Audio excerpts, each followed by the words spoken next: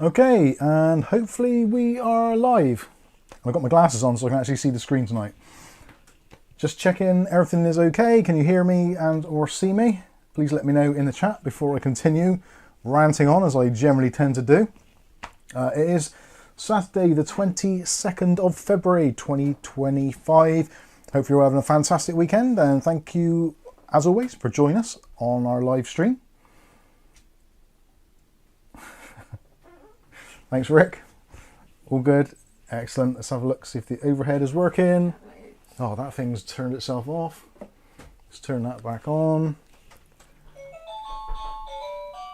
There we go. Oh, and there's the doorbell. At least the doorbell still works. Oh, at least that's got Otis off my keyboard. Yeah, that was good.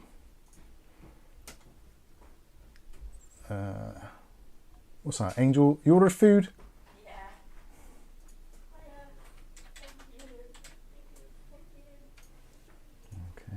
Right, we're all good. Sorry about that. The daughter's ordered some food. Sorry about that. Good job this isn't a live stream. Under the sea. Under the sea. Ah, dear. Why get out and turn the light off, Age? Caps up. Turning things off already. Disney doorbell. For some of you who've been around long enough, you will know that that doorbell was actually done... In a live stream. We actually did a live stream on a doorbell once. I think it's on a Tuesday night. Yeah. I don't know what night it was. Back in the dark days when we didn't really have much content.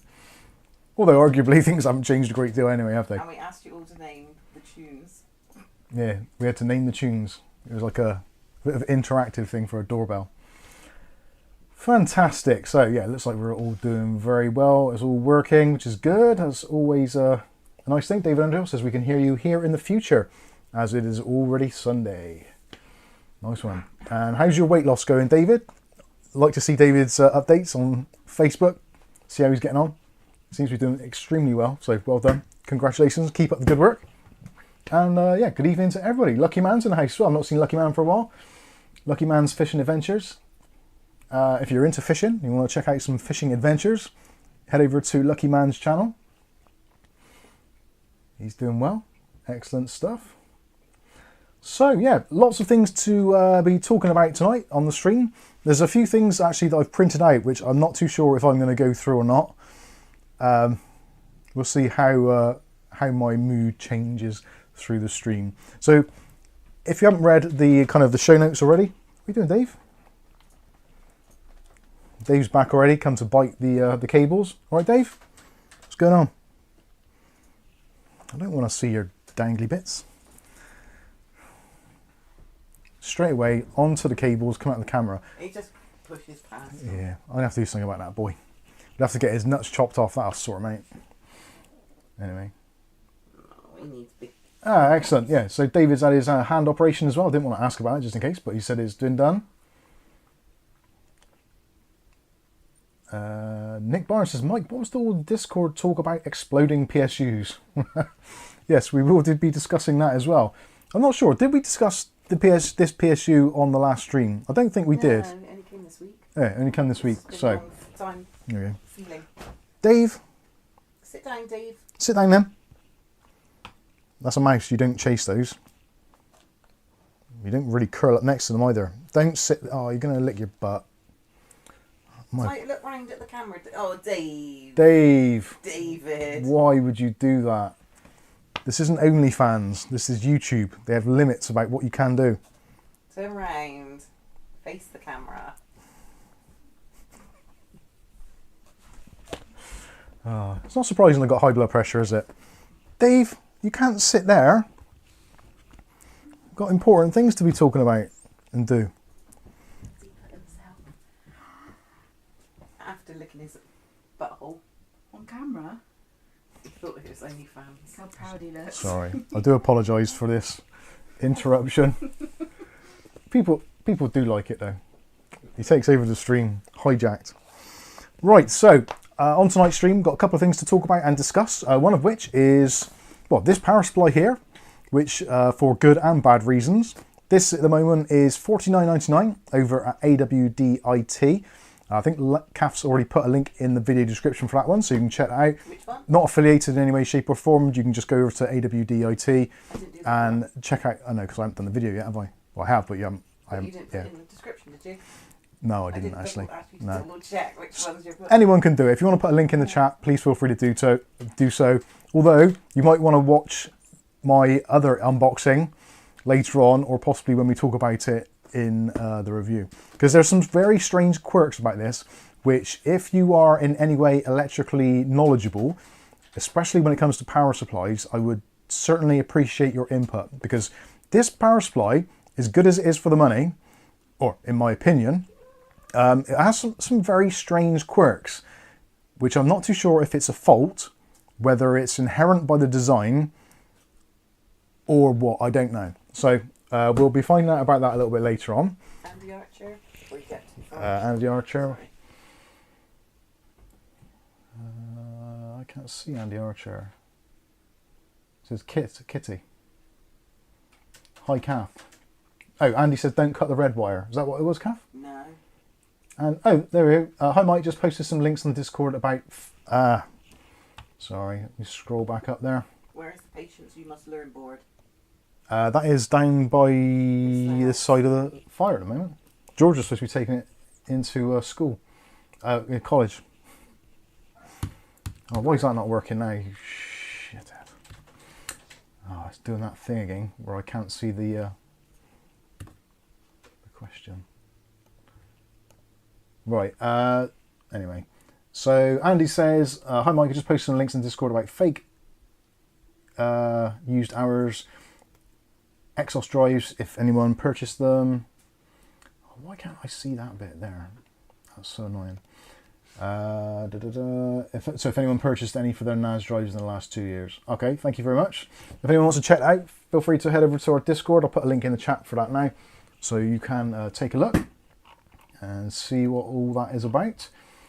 I'm very frustrated with this chat today. Why is that not working properly? I wonder if it works from there. Maybe it's just a battery thing. Yeah, maybe it's a battery thing. I might have to do the battery thing. Hang on. Bear with. So, long story short, the power supply, it's actually very cool because it is a fully modular, 80 plus bronze, 700 watt power supply, but it's white. And white power supplies are like ridiculously hard to get hold of. Hang on, let's get these batteries out. I don't. 2 batteries. Yeah, can I have 2 AAAs, please? I think the Amazon Basics are probably alright, but put some fresh ones in. Can't be flipping around with that tonight. Yeah, so nice little power supply. Very unusual that it's white, but it's all white. And if you can see one around about 700 watts for £50 or more or less, around that area, let us know in the chat or in the comments, whatever. I think it's actually a cracking deal, especially for more budget orientated systems. 2, please. Thank you very much. Let's chuck these back in and we'll see if we can get the chat working properly. Can't see a thing with my glasses on. Why do glasses not help you see things? You'd think that was what they're actually for. It's an all white PSU. It certainly is. All white unless you want to use the SATA plugs which are included. Again, we will discuss that in more depth shortly. How does that go back on there? Oh, there we go. I can't see a thing with these glasses on. It's driving me mad. Right, let's see if that works now. So click on that one, press escape. No. So why does this... Oh, I got to turn it on? Yes, I have. So that's working.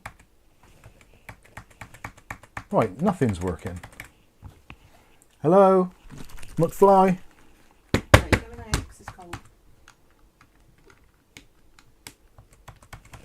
Why is that not working? Right. Yes. Have you tried plugging it in? No, it looks like the keyboard is dead. You sure those batteries are okay? What came out the new box? Right, let's see. First world problems, everybody.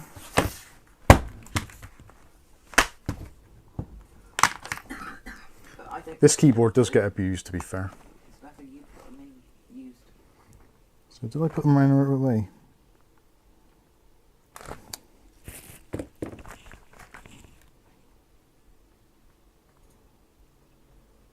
There's a picture in here of how they're supposed to go in, but Do you want me to see it? no, it must be that. Oh, actually, yeah, that is pretty corroded. My keyboard's corroded. That's never good, is it? Let's see, does that work? You'd think I'd test this before. No, still nothing.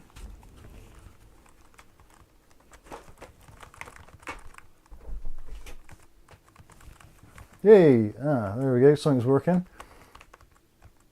No, it stopped working. Now it's working. Unbelievable.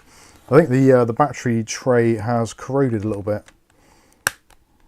Oh well. Never mind. Right, where was I? Let's put the glasses back on. User error. Ah, dear. Let's see. Yes, that's working. And if I can click on some chat. There we go. Cool Cat says we all love Dave and always licking habits. Yes, I can press escape and it works. Fantastic. We have a working keyboard. Who would have thought it? Right, where was I? Yeah, Welly Bob says time to buy a new keyboard. I've actually got a bizarre, well, not bizarre, but I've got a ridiculous amount of keyboards that are actually up on the shelf there waiting. But I quite like using this Logitech kit because I can basically just, well, destroy it and it doesn't matter because it's very, very inexpensive. At about 14 to 15 pounds, I think I paid for it. So it wasn't exactly breaking the bank at the time. Not like my £5.99 one you bought me. I did buy Kath a new keyboard for £5.99, so that was excellent. Yeah, It was nearly as much, right. though. Dave, I know you suit the black and white theme, but any chance you might want to, like, piss off? Anyway, right. So this is from AWDIT. This is from their X brand. I'm not too sure how you actually pronounce their branding. So it's X equals or X, but it's part of their Singularity range, 700 watts, fully modular, 80 plus bronze rated, 2-year warranty, $49.99 including shipping, which for power supplies these days, especially for more budget orientated builds, it's really hard to pick up something. So I've seen this advertised and I thought, well, actually, let's have a look at it and see what it's all about. And actually, it's pretty decent. If you're looking to do a build in a white box PC and you basically just want to have everything nice and color coded, you know what I mean? All that kind of stuff. And it comes in. Dave, right, you got to go. Just blink them in. Bloody kids and cats. Okay, right, back to business. Okay, so the power supply, as you can see, is basically, it's white. Although saying that, the label on the side has got a little bit of black in it, and obviously the label on that side. You can peel those off if you wanted to, but it's also got a nice white fan in there, and I'm happy to report the fan itself is actually pretty quiet as well, even under load. So nice to have a quiet power supply, which is a slightly more budget orientated one. The main capacitor on this one is from a company called TK, which some of you may have heard of before. It stands for, I think it's Toshin Yoget. I wrote it down actually. No, Toshin Kogyo. Yes, Kath. Yeah, I was nowhere near. What was that? All white, you said. Dutch Jam said. I know. It's kind of all white. If you didn't, You shut your eyes. if you don't see those bits on the side, it kind of is. But the cabling is all white as well. So that is nice because it is obviously fully modular. The wires are white, the plugs are white, it's basically all white. It says 700 watts on the side, it's not quite, it's about 680, 670. They're rounding up, as a lot of manufacturers do. Now if you're thinking to yourself, well, who the f are AWDIT and they don't make power supplies, so clearly someone else does. If you've ever seen this label before, you will recognize it instantaneously as being made by Channelwell Technologies. Now, Channelwell Technologies actually make power supplies for a lot of the big boys in the game. So kind of like your Corsairs. I don't think they've done Thermal Take, but they've done certainly like Be Quiet. I'm trying to think of other brands. Basically, if you think of a power supply brand, some of their cheaper stuff, Channelwell Technologies have done it, and also some of the higher end stuff as well. So Channelwell is not bad at all. Obviously, they build these things to a certain price point, but the main capacitor is a Japanese capacitor from TK, like I said.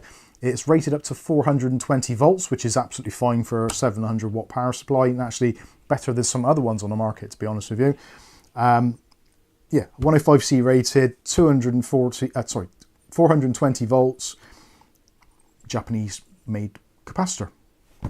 Happy days. Not really much more you can ask for. The only thing which is slightly concerning is this. Now, again, if you're into electrics, or even electronics, I should say, you may be able to answer this next question for me, because when it comes to the modular cables, of which there are many, quickly pull those out. So, again, white cables, lovely jubbly, just what you want to see. And if you see overhead, you can see nice white cables, nice and flexy. So for smaller PCs where you haven't got a lot of room, or just if you're a bit tight of space, or you're just not very good at cable management, these are very forgiving, let's say. Again, white plugs on there, so yeah, all nice and white. At least it will be for a while until they get used. The bit that concerns me, and has concerned me, and I can show you again if you wish to in the chat, in the stream rather, are these cables here. So these are your peripheral cables for SATA and also for the Molex. So you get one SATA, one Molex on that cable, and you get one SATA and one Molex on that cable. Now, you don't really have to use those, because there is another cable here with just SATA plugs on. So that is basically 4 SATA plugs, which should be enough for most people. Now, what I've noticed on this, the SATA plugs, SATA provides 3.3, 5 and 12 volts. So you can see from the cable there, you've got 4 pins plus the additional one there. So 5 pins in total, as you'd expect from a SATA connection, because it's got 5 wires going to it normally, as you can count now.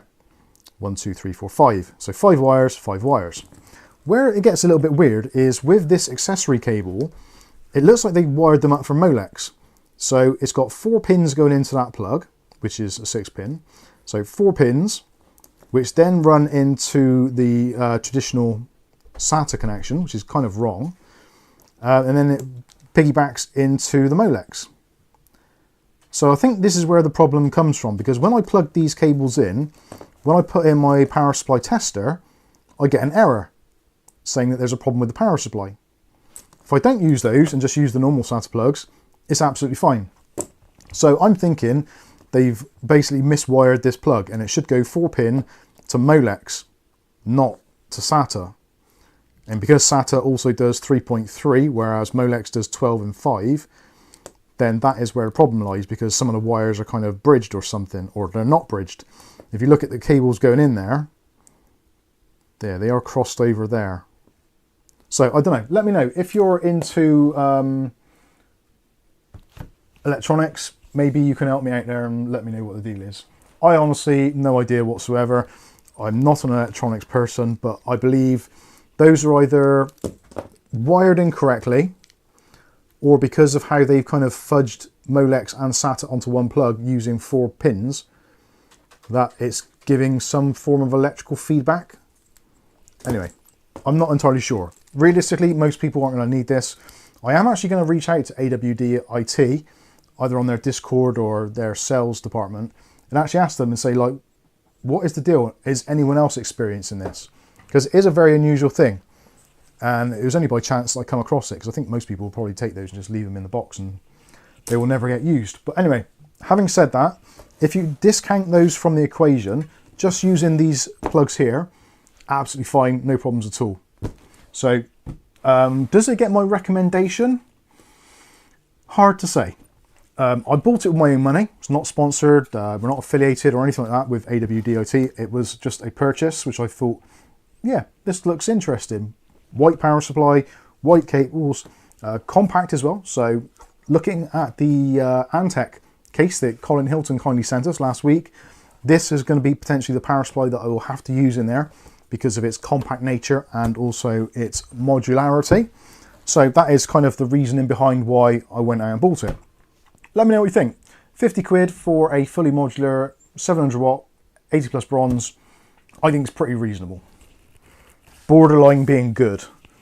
Again, some people are very, I won't say snobby, but are very cautious about what power supplies they put inside their rigs. And I totally understand that. I have been one of those people where I've been pretty happy to use kind of anything in my builds, I've never really experienced any real problems as such or issues.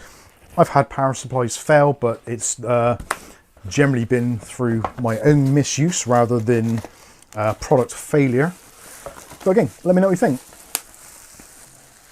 I'll stick that back in the box. Hopefully at some point somebody will turn around and say, oh yeah, the reason why it's doing that is because XYZ and the 5 volt is crossing with the 3.3 or whatever. I'm assuming that is what the issue is. And because modern testers are actually quite sensitive to that sort of thing, it maybe sees it as some sort of fault or short. I don't know. Let me know what you think. Or again, if you're an electronics expert, which we do get experts in here now and then, get the old person coming in claiming that they are knowledgeable on these items or these things. So now's your time to shine. Let us know what you think in the comments. Let's have a look. Markovsky. There's nothing to do with the Okay. supply there. Over here, David Underhill says Channelwell is a massive manufacturer based in Taiwan with facilities in China, ROC and Vietnam. So yeah, there you go. If you're ever concerned, Channelwell Technologies, like I said, they do a lot of manufacturing for various different manufacturers, and they just slap their stickers on it. Over here in the UK, you've got the CIT power supplies, which everyone used to always really hate CIT power supplies because the cheap ones were awful. They were literal death traps. Not very well built at all, but they were extremely cheap, and I wouldn't recommend any of those. But the CIT FX Pro range is basically what this is modeled on. So if you look on Amazon for CIT FX Pro, which we've actually reviewed previously on the channel, they don't do a white version, they don't do a fully modular version. They do a semi-modular version of the 700 watt, I think, which is a little bit dearer than this. So it's interesting to see that someone can take the Channelwell Channelwell Technologies design and kind of tweak it a little bit and make it into a fully modular white power supply. I think it's pretty interesting. Let me know what you think. So there is that one. So look at what people say before you I'm now going to look at what people say. Thank you. Cyberclue says, to me, the power supply is the heart of your system. I don't want it to have a heart attack or heart palpitations. I think, yeah, it's one of those things, you have to be kind of realistic about it. If you're spending 50 quid on a power supply, you wouldn't want to mix it with like mid to high tier components, because clearly that makes no sense at all. If you want to, you can do, but it doesn't make a great deal of sense. If you're spending like £1,000 on a PC, you probably don't want to stick a 50 quid power supply in it. You normally want to spend about 10% of your budget on your power supply, I would say personally. So £100 power supply in a £1,000 PC kind of sort of makes sense. But there's a lot of people in viewerland, some of you definitely in the chat, who love to build these like cheap little flip PCs, and maybe you've got hold of yourself a nice tasty B450 motherboard with a slightly older CPU. You want to chuck in like a GTX 1660 or something in there, and you want it to look nice, so you're going to put it into a nice modern white case, and you want to have nice modern white cables in there. So I think in that sort of instance, 50 quid on a power supply seems absolutely reasonable for a kind of a flip build or like a lower budget system, or something which isn't going to be absolutely mission critical. Like your kind of your £400 PCs, your £500 PCs. Again, it's roughly about 10% of that budget. So in that instance, it makes total sense. But as always, I am interested to hear what your thoughts are on these things.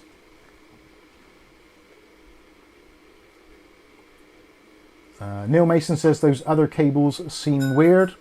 I'm kind of agreeing. Nick Barnes says, I'm still using the budget AeroCool integrator semi-modular with no issues.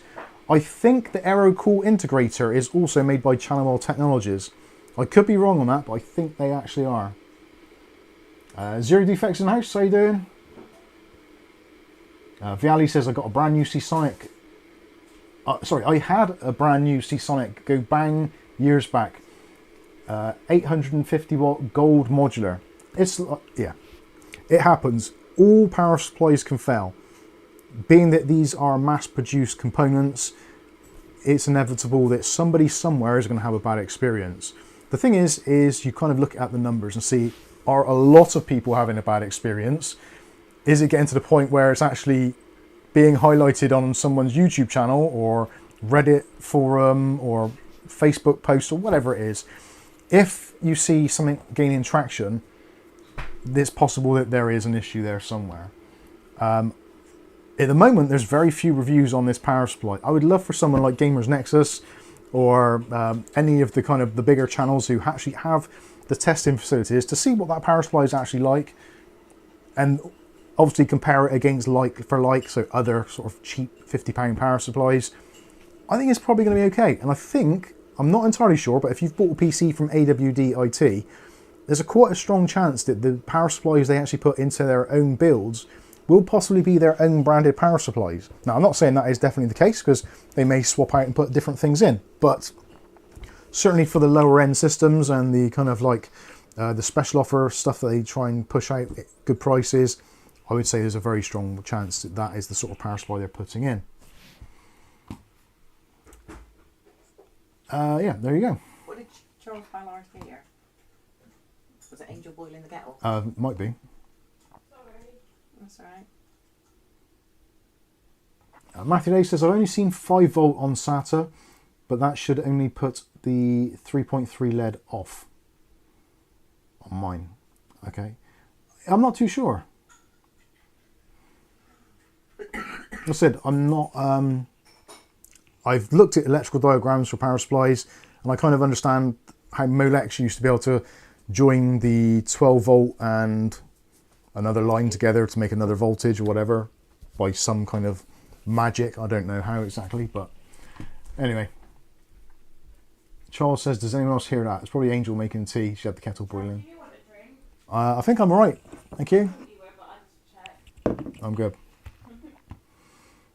David says there, Channelwell make some of Antec and Corsair PSUs. Yep, there you go. Channelwell is like anything. They are a massive company, and they make things for other people, which they then put their badges on. It's not unheard of. It happens a lot. Look at memory, SSDs, M.2 drives, etc. There's only like 3 or 4, maybe 5 big companies that actually make NAND ROM or NAND flash. And then obviously there's countless, tens if not hundreds of different brands of M.2 drives and memory. So obviously they're doing the similar sort of thing. They're just buying it from a distributor or a manufacturer, sticking their badge on it, making their own product and putting it out to sell.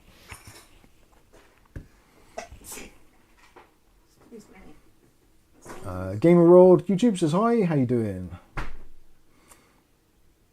Craig MCM says, I'm using Ars Game 80 Plus Bronze 750 watt semi-modular with my RTX 4060. Yeah, perfect for that.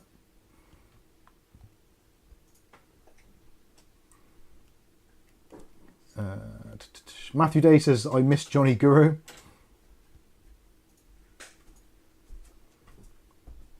David Underhill says, I will look at the pinout and see what is the problem. Thank you very much.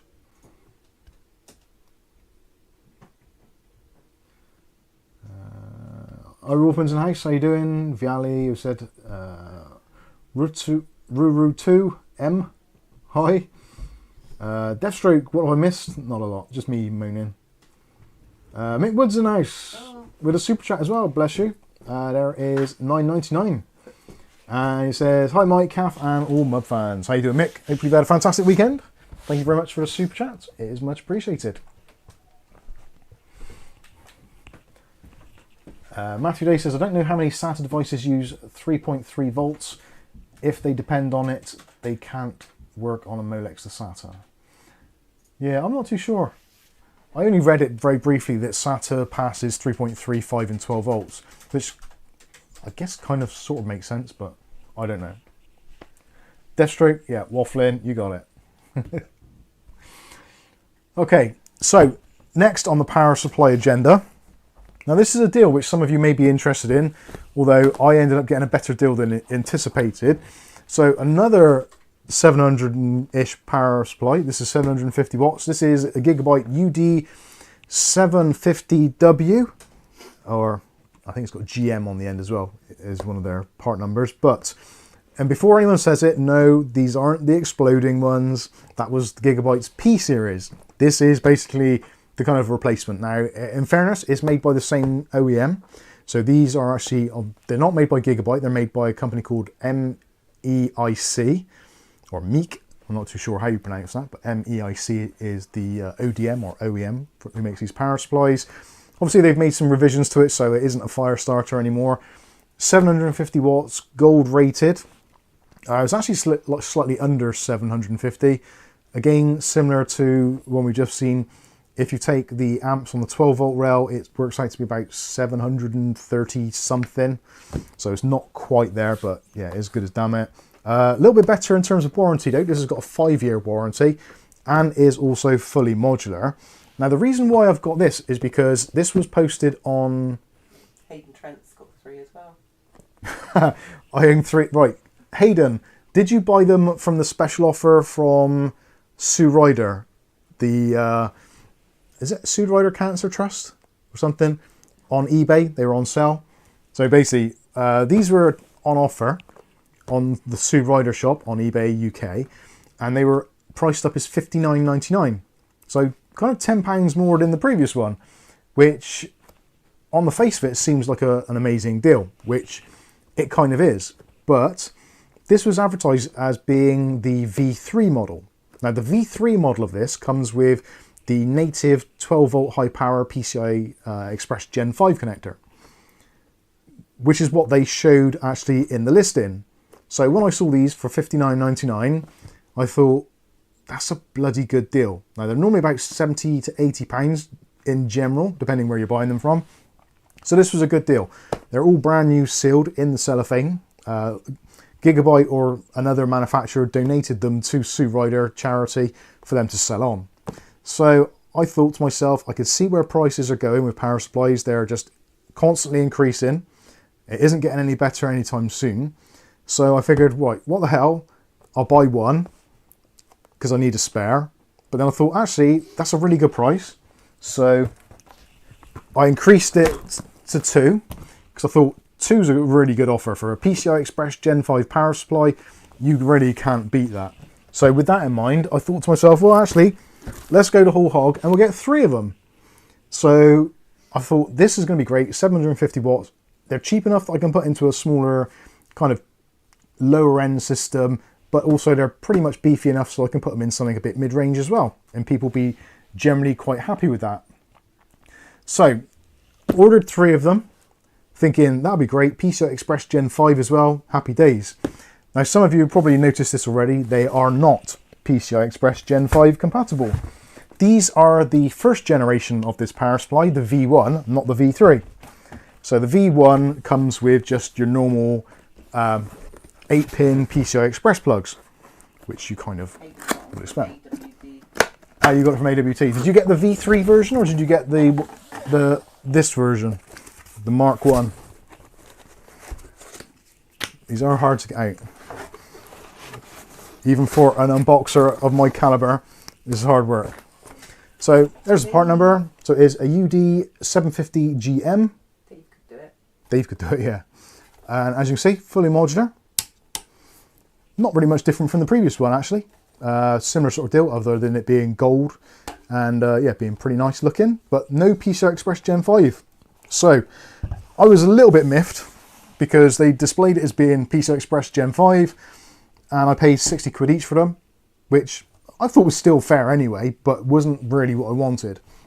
So I got onto eBay, messaged Sue Ryder and said, I'm really sorry, but the power supplies you've sent are basically not what I was expecting. You've listed the V3 model. This isn't the V3 model. And I thought I'd just wait for a reply. Now, I was going to keep them anyway, I think, because they're kind of nice power supplies for the money, £60.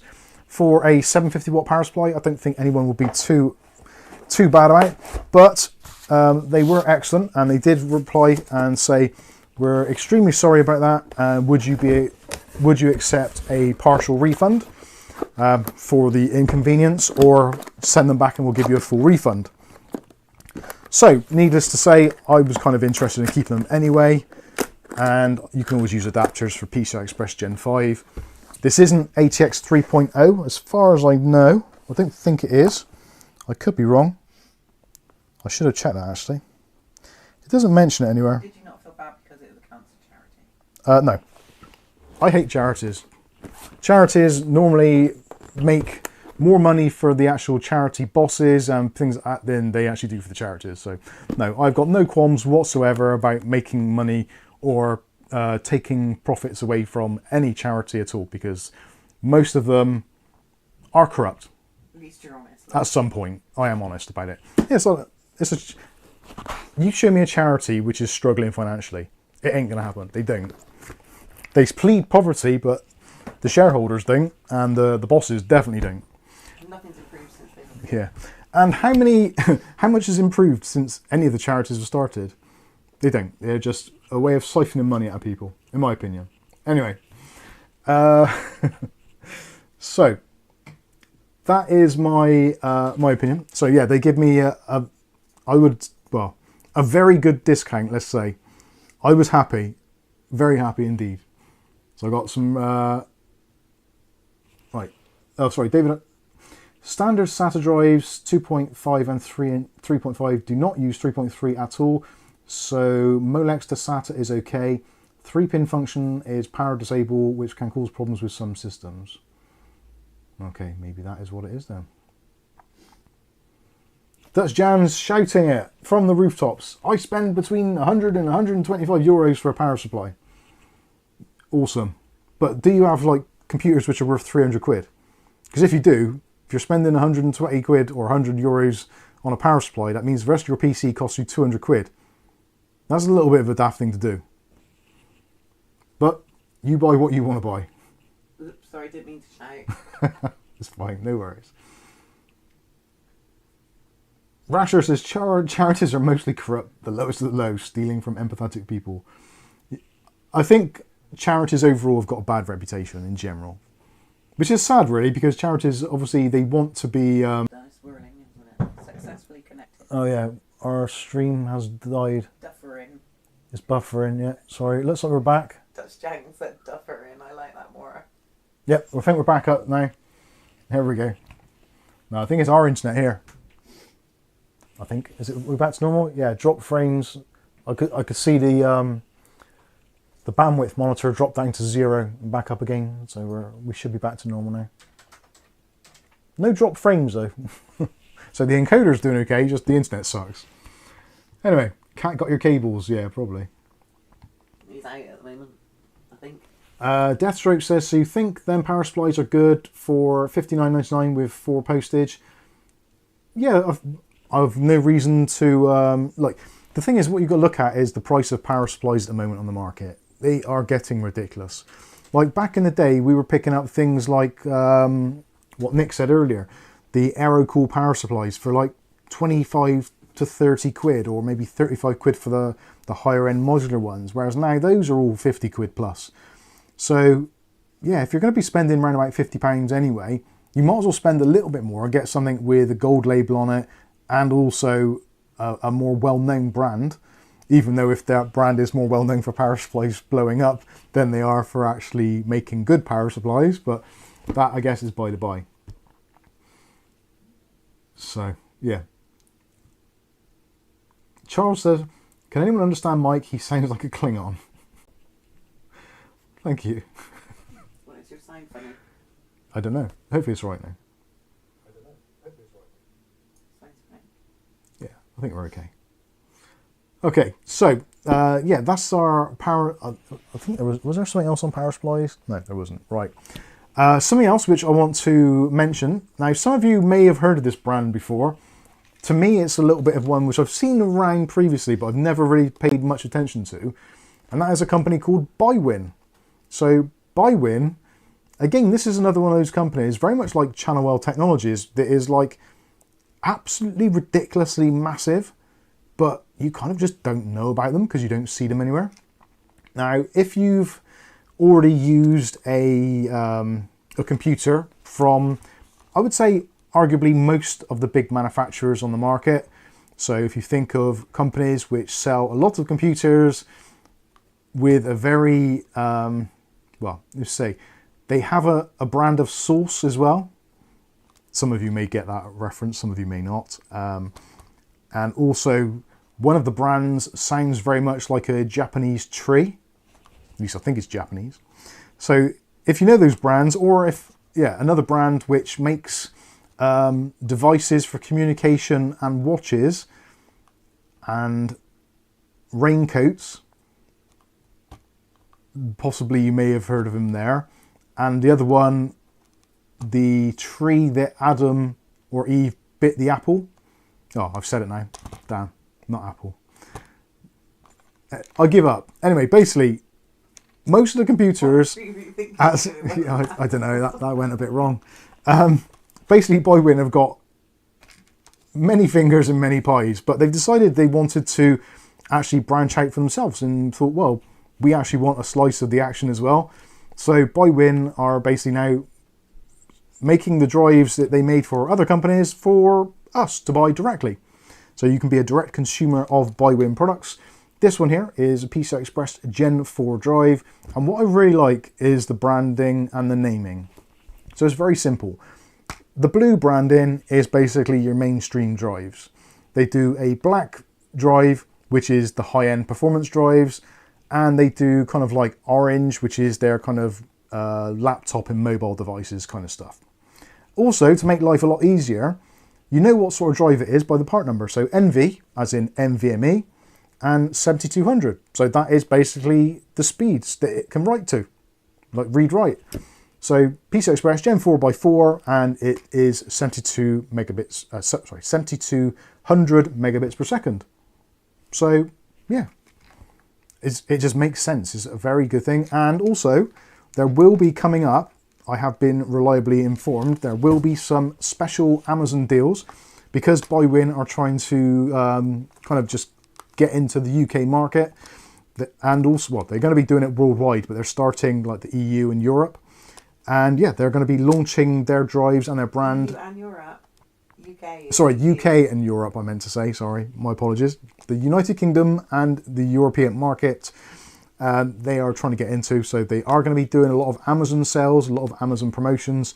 So you will be seeing these drives much more often.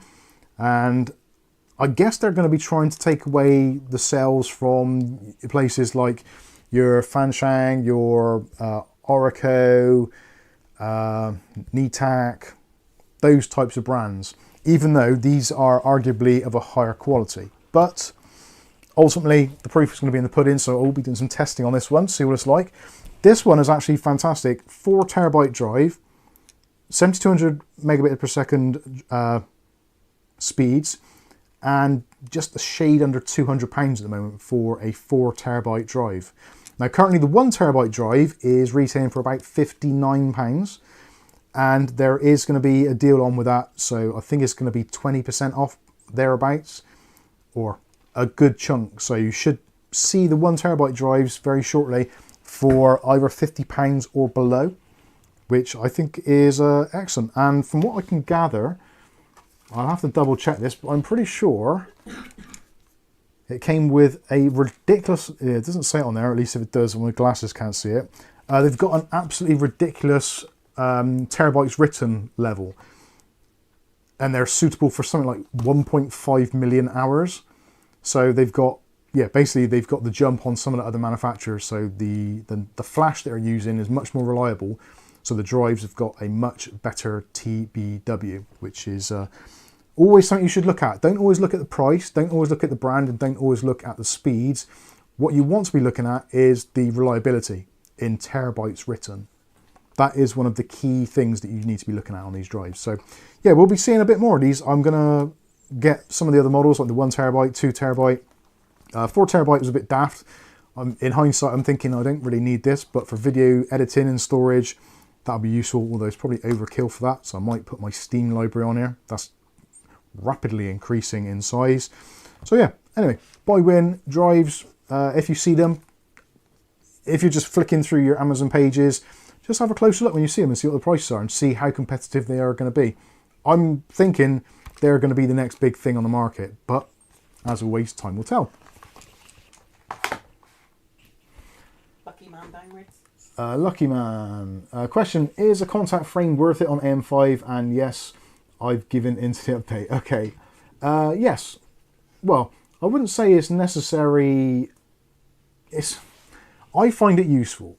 For me personally, because I'm generally I take out my CPUs or I take off the coolers, I try another cooler, and I'm like a tinkerer. Like probably some of you out there, you'd like to mess around with your CPUs and your cooling and your different setups. I probably do it maybe a little bit more than some, but even so, I think those paste guards are actually very handy, be it the copper ones or the silicone ones, which I tend to use. It saves me about 15-20 minutes of hassle trying to get a pick in there and try and get bits of heat paste out of the CPU, because anyone who's done it enough will know that over time that stuff gets really, really brittle and really dries out and gets very flaky and crusty. So it's only a matter of time before you get some of that into the socket and then you lose a memory channel or your PC doesn't boot up. And you don't want to be picking in at the LGA socket with tweezers trying to get bits of heat paste out, because if you bend one of those pins, it's just a world of hurt. You don't want to go there. It was better with AM4 because it was kind of like, well, the pins are in the socket, it's kind of almost impossible, although some people did do it, but it's really difficult to damage the socket on AM4 board. But AM5 is a whole different beast and generally kind of towards twice the price.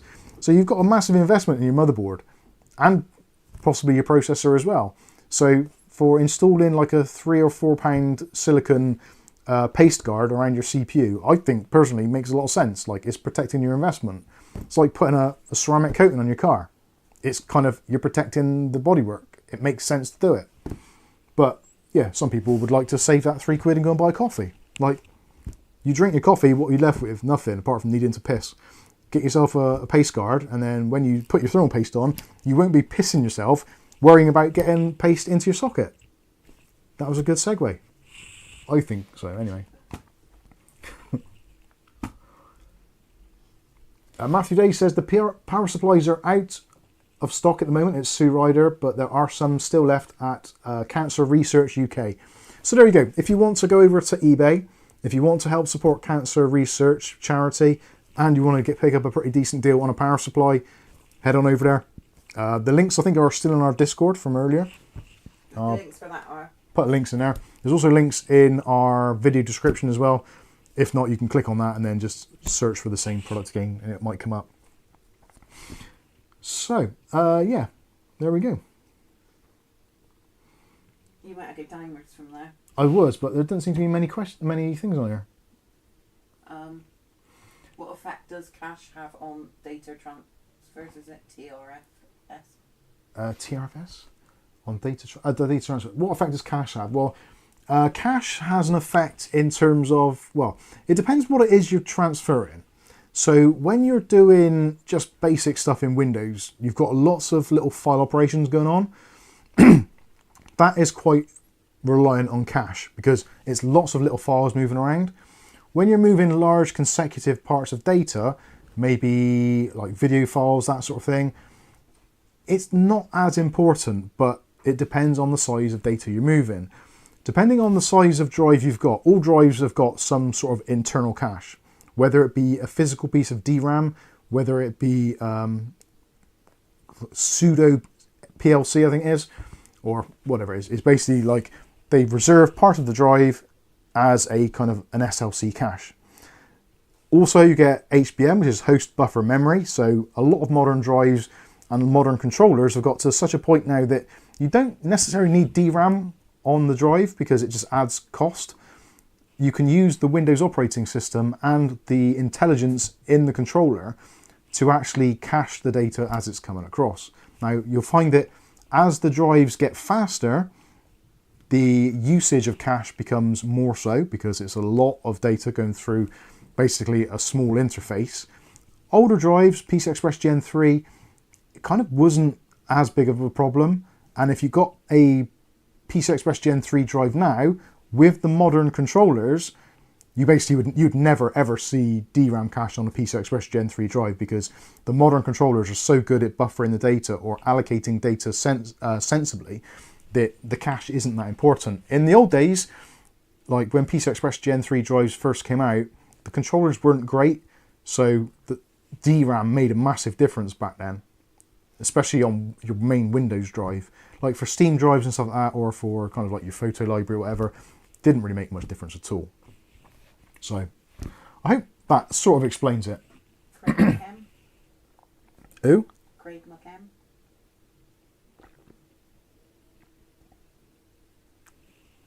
Craig MCM. Craig MCM, how many M.2 PCI Express times 8 adapters can I plug in before it affects the PCI Express speeds? Is 3 of them okay? It depends on what processor you've got, and it depends on what motherboard you've got. So if you've got like a B450, you're going to run out of lanes ridiculously quickly. B550, you're going to run out slightly less, but still possible. If you've got like an X570 or any of the X range boards, you should have more PCI Express lanes because it's on the chipset as well as on the CPU. Yeah, it depends. Intel processors generally tend to do a little bit better, I think, with PCI Express lanes. But yeah, it's a bit of a... It also depends on how the motherboard supports bifurcation. Realistically though, if you've got so many drives in there that you're worrying about bandwidth to your GPU, you're doing something wrong. You should either get rid of some drives and get bigger ones, or convert some of those drives to off unit storage, like a NAS or USB drives, that sort of thing. Because I can't imagine that you'd have any need to have more than 1 or 2, maybe 3 drives that need access to really fast data. If you've got like a RAID or something, then maybe, but then really, if you've got a RAID, then you really want a hardware dedicated RAID card just to take up some of the pressure from the PCI Express. Ashley Strachan says, it looks like most of the Acer NVMEs are made by Biwin. Yes, I think Dutch Jan said something along those lines a little bit earlier. I did notice that, but it was in the middle of another fault, so I went off subject. David Ernest says, Biwin higher quality than other OEM drives from Micron. That's hard to say. Now, because Micron are basically the makers of NAND flash, when it comes down to that, it's going to come down to like everyone's buying the same chips pretty much from different places. Everyone's buying the same chips from the same places. What you're answering is All a right. bit more. I don't know if that makes a difference. Where to? Second from bottom. Alright, yeah. Looks like a lot of Biwin drives are made from Micron. That is kind of what I was about to say. So, Micron, I'm not sure about Samsung, but basically the main top tier DRAM or NAND flash manufacturers, they sell either a complete wafer, which is rare, or they will sell individual chips. So, depending on how the other end of the chain works. So say for instance Crucial, no not Crucial, say Kingston. So Kingston, they might turn around and say, well, we want to do this, so they'll buy individual chips. Great, okay. Other companies will buy an entire wafer and do it at a wafer level. Now generally, if you're buying it the wafer level, in theory you should have a better selection, because normally if they sell as a wafer, it means that all the chips are they've passed the tests, whereas if you're buying individual chips, it means that some of the other chips on that wafer have failed, hence why they've broken away from the wafer. So ideally you want a manufacturer who's buying wafers and making drives out of wafers. How you'd ever find that out, unless you had inside information, would be extremely difficult to tell. But that is ideally what you want to do. David Underhill again. So Kingston are using Micron as well. Okay.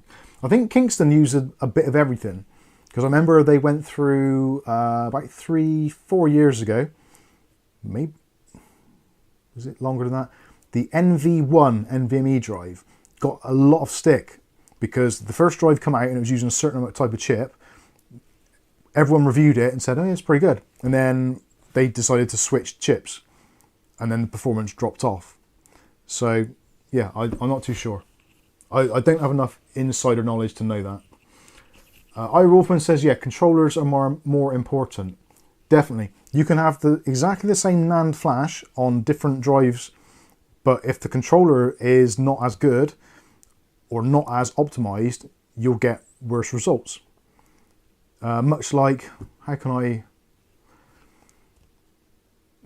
I'm trying to think of an analogy to kind of how to explain that better, but I'm struggling somewhat. So imagine the chips are speakers, and every car has got the same speakers, but you put a different radio in the different car. One car may sound amazing, the other one may sound crap, because the stereo isn't good enough to drive the speakers. And that's the same way with the controllers. So think of the controller as being the car radio, the NAND flash as being the speakers. Hopefully that analogy makes sense. If you buy a decent radio, you get better sound out of your speakers. That's kind of how it works. Up a little bit, there was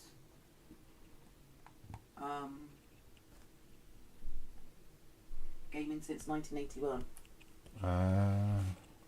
It's a back topic though, but alright. If I wanted to right, I got it. Gaming 1981. We'll come back to the other subject. If I wanted to air cool my Ryzen 9 7950, which heatsink and fan would be the best to use? Probably the Dark Rock 4 Pro, I think, is about probably one of the few that you'd get away with. I don't even know if the Noctua D15 would cope with that, but the Dark Rock 4 Pro, from what I can tell and what I've been told, is a monster, and it does really well. If that's wrong, you can use the hashtag blame Dave, but he's always going on about how good they are, and other people have as well. So if you go downwards from there, I'll fall back on that subject again. Okay, Craig MCM says, I'm thinking of upgrading to a B550. Craig, seriously, if you're worried about PCI Express lanes, don't get one of the B series boards. If you're concerned about it, go for an X board, X570, because you'll have significantly more PCI Express lanes from the chipset to play with, and it'll give you more flexibility. But you are going to pay more for a board, so just consider your data storage options and think what your data is, why you've got it, or why you've got it on NVMe rather than a spinning disk or even a SATA SSD.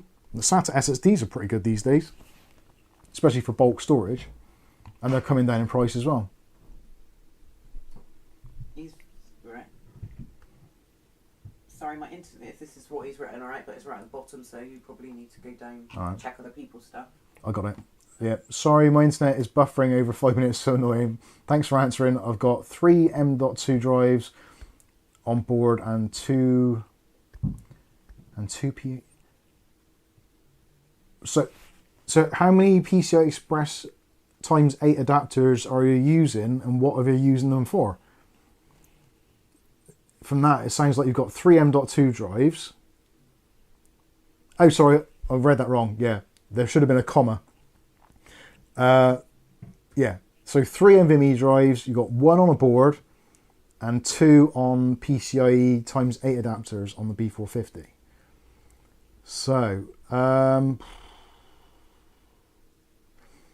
yeah, if you're using a PCIe times 8 adapter, you're probably better off getting a PCI Express by 4. Because you could probably use 4 lanes and not affect the GPU and still have it at 16x. Because you've got 20 lanes on the B450, I think I recall. So as long as you're not using SATA drives, you should have 4x available to the PCI Express slots, excluding the graphics card. So if you put a PCI Express Gen 4x4 adapter in like the bottom slot or something and put 2 drives in, so they'll be running at PCI Express, well, they'll be running at Gen 3, won't they, on B450, so, or Gen 2, not sure. Yeah, it's a tricky one. I have to get my head around that and know the exact model of motherboard and the drives, etc. If you want to join our Discord, we can discuss it further there. That's pretty confusing. My head hurts already. Ira Wolfman says, doesn't the B850 have all PCI Express Gen 5 lanes? No, not necessarily. With the B850, I think with the B850 chipset, you're guaranteed only to get PCI Express Gen 5 NVMe for the top slot. The graphics card slot can be Gen 4 or Gen 5. it's kind of down to the manufacturers to tweak the chipset however they see fit. They can take a couple of lanes away from here to give something else, like more USBs, or have less USBs and have more drives, etc. It's all a bit mucky.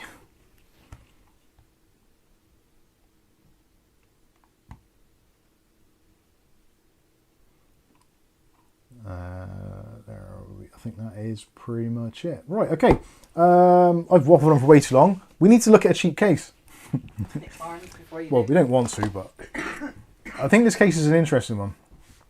Nick Barnes says, I thought first M.2 and GPU run through the CPU and the rest runs through the chipset. Not always, but yeah, generally that is the rule of thumb. So your top M.2 slot is from the CPU, but you've only still got a certain amount of PCI Express lanes. So I think modern Ryzen have got 20/24, depending on how you include the M.2 drives and the graphics card. So if you think of it as you've got 4 lanes for the M.2, you've got 16 lanes for the main graphics slot, that leaves you with another 4, which then quite often will go to the chipset. Yeah, it's very messy. And of course, if you've got PCI Express Gen 5, if you then split that down to PCI Express Gen 4, you get more lanes. So if you have PCI Express Gen 5 times 4, you can break that down to times 4 by 8. So if the manufacturer wants to then take a Gen 5 lane and distribute it elsewhere as PCI Express Gen 4, or even Gen 3, they can increase the lanes that way. Or the bandwidth, I suppose, would be more... It's more of a bandwidth thing than it is a lane thing, ultimately. Done. Way, Bob. Yeah, like Rick says there, if you need lots of PCI Express lanes, avoid B450 and B550. Ashley says, what's the speed difference on Gen 4 against Gen 5? Well, generally it's twice. So every generation of PCI Express generations, they double the speed. So that is why if you go from PCI Express Gen 5 times 4, it becomes times 4 by 8. So you get in half the speed but double the lanes, effectively. It's confusing. It hurts. It hurts my brain even considering it. Anyway, let's look at a real cheap crap case, which I think some of you actually might like. This case we're going to take a look at now is from a company called Hellcracks. Now, Hellcracks.com, the actual brand themselves, I'm not entirely sure where they're based. I get the suspicion it's going to be kind of China, Taiwan, etc., that area over there. But there are certain companies in the UK which have the kind of distribution rights. So that is how most manufacturers work, especially like the kind of the Chinese brands, or the kind of the lesser known brands, like not your Corsairs or your Be Quiets, that sort of stuff.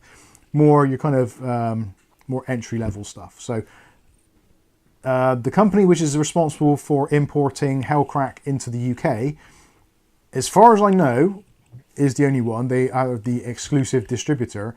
Is well, it's a company which has a few different names, but it's the same company which No, I'm going to rephrase that. There's a company called Sahara Gaming, which do cases here in the UK, which isn't Sahara Gaming the company, but they are the importer. So they call themselves Sahara Space Gaming rather than Sahara Gaming, all one word. And basically it's the same company that imports them. So Hellcracks is kind of like a sub-company of the same brand that is Sahara, but they're not really the same company, if that makes any sense at all. They're just imported by the same importer. I'm probably confusing things. Anyway, basically it's a cheap case comparatively, but it's quite an interesting one because it's got arguably the best fans and the best ARGB fan hub that I've seen on a case in a very, very long time. Even from like some of the very high-end, more expensive brands.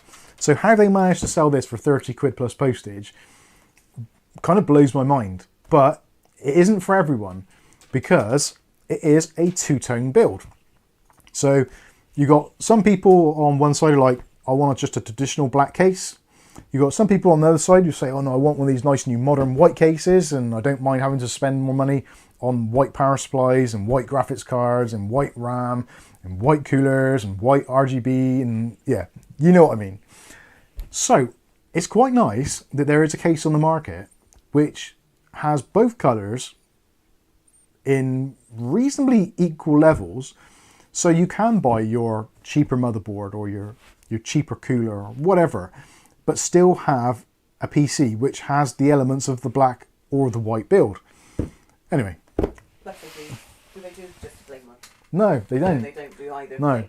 I really wish they would do a plain one, but if you look at the construction of the actual unit, it's going to be really, really easy to mod it to make it one colour or the other, depending on which you want to do. So if you want to make it into a black case, yeah, that's actually quite easy. If you want to make it into a white case, it's even easier. Anyway, let's get out of the box so you can have a close look and you can make it your own minds. So I'll show you the packaging first of all. Oh, maybe I won't, because rudely interrupted by money coming in. Mark Gaines, thank you so much. £20 there. Says, hey Mike, I'm trying to find an ATX AM5 back connect motherboard in white. There's plenty of Intel, but not AMD, not so much. No, you are going to struggle. Although, having said that, in the next month, I believe, MSI are going to have their new B850 chipset with Project Zero. So they will be available very soon. Don't panic. It will be available shortly. Oh, I didn't click on that, did I? What a horrible bastard I am. I did. I need to put it on the screen. Oh. I can't do that. Anyway, there we go. So, HCS. There's various different things I can say to that to make it not what it actually is. So HCS stands for Hellcracks Systems, or Hellcracks, and it's www.hellcracks.com. So if you want to follow along or look at their other cases they do, you're more than welcome to. Check it out. We'll have a look on the side of the specifications. So you've got the dimensions there, so 350 by 200 by 440. You've got 2 drive bays for 3.5 inch, 2 drives bays for 2.5 inch, ATX, micro ATX or ITX boards, ATX power supply, 7 slots PCI Express. You get 3 fans in the front, 120s, or you can put 2 140s if you want to swap them out. Top, you've got the option of putting 2 120s or 2 140s. Are those are those batteries dead? I think they're all right. Fans in the top, yeah, only 2 fans in the top, and basically 0 radiator support, which is a shame. 1 fan in the rear, and you can put a couple of fans on the PSU shroud. 155mm for your CPU cooler, total height, and your graphics card can be up to 330mm in length. It doesn't really specify power supply size because it's basically kind of infinite at the bottom. So yeah, you can basically put whatever power supply you like. Anyway, there you go, that is that. Let's get that off of there and I'll get this out of the box. Then we can take ourselves a closer look.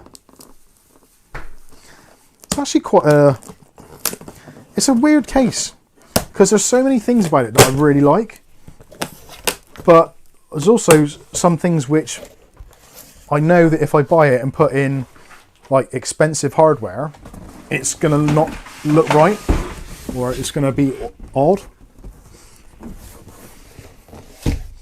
But again, if you're into flipping PCs, get the static shock out of the way.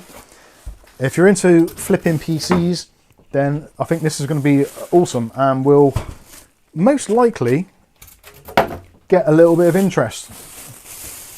And also, you know what it's like when people look at a PC, when they come in to buy a PC or whatever, they go by the initial picture they saw on like Facebook Marketplace or eBay or whatever it is, and they don't really pay much attention until they get it home and start using it for themselves. That's when things might start going a bit wrong. But by that time, you've already banked the money, so it's all good. Oh shit.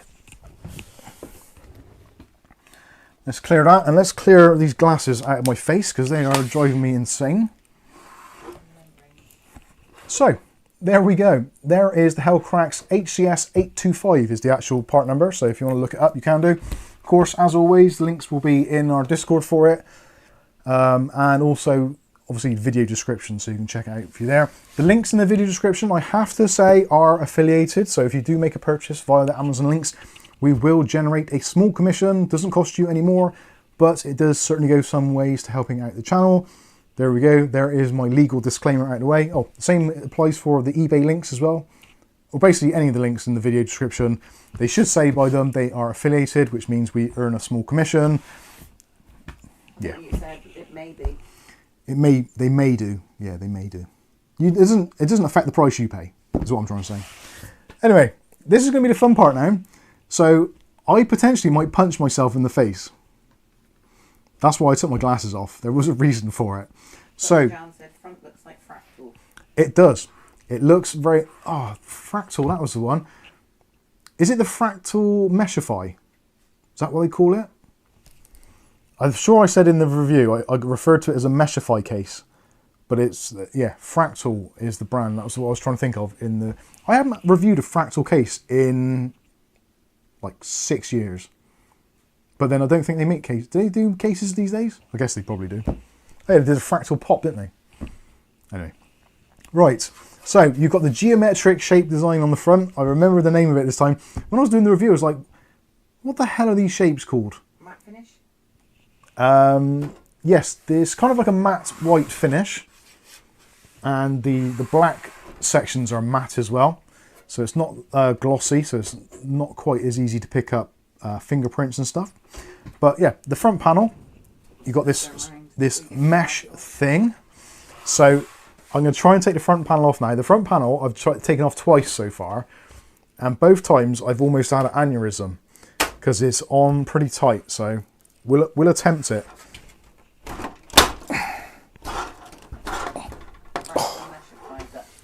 God damn, the whole thing just wants to flex like this.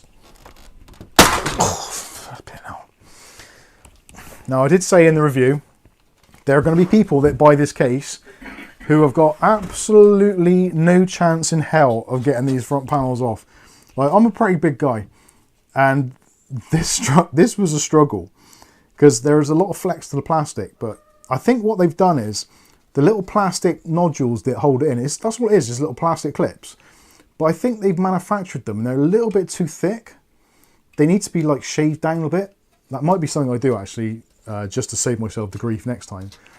And that's to yeah, shave those down a bit. But you see, nice mesh there for letting airflow through, which then reveals the 3 120mm PWM and 8 RGB fans, which, again, bear in mind, this is a £30 case.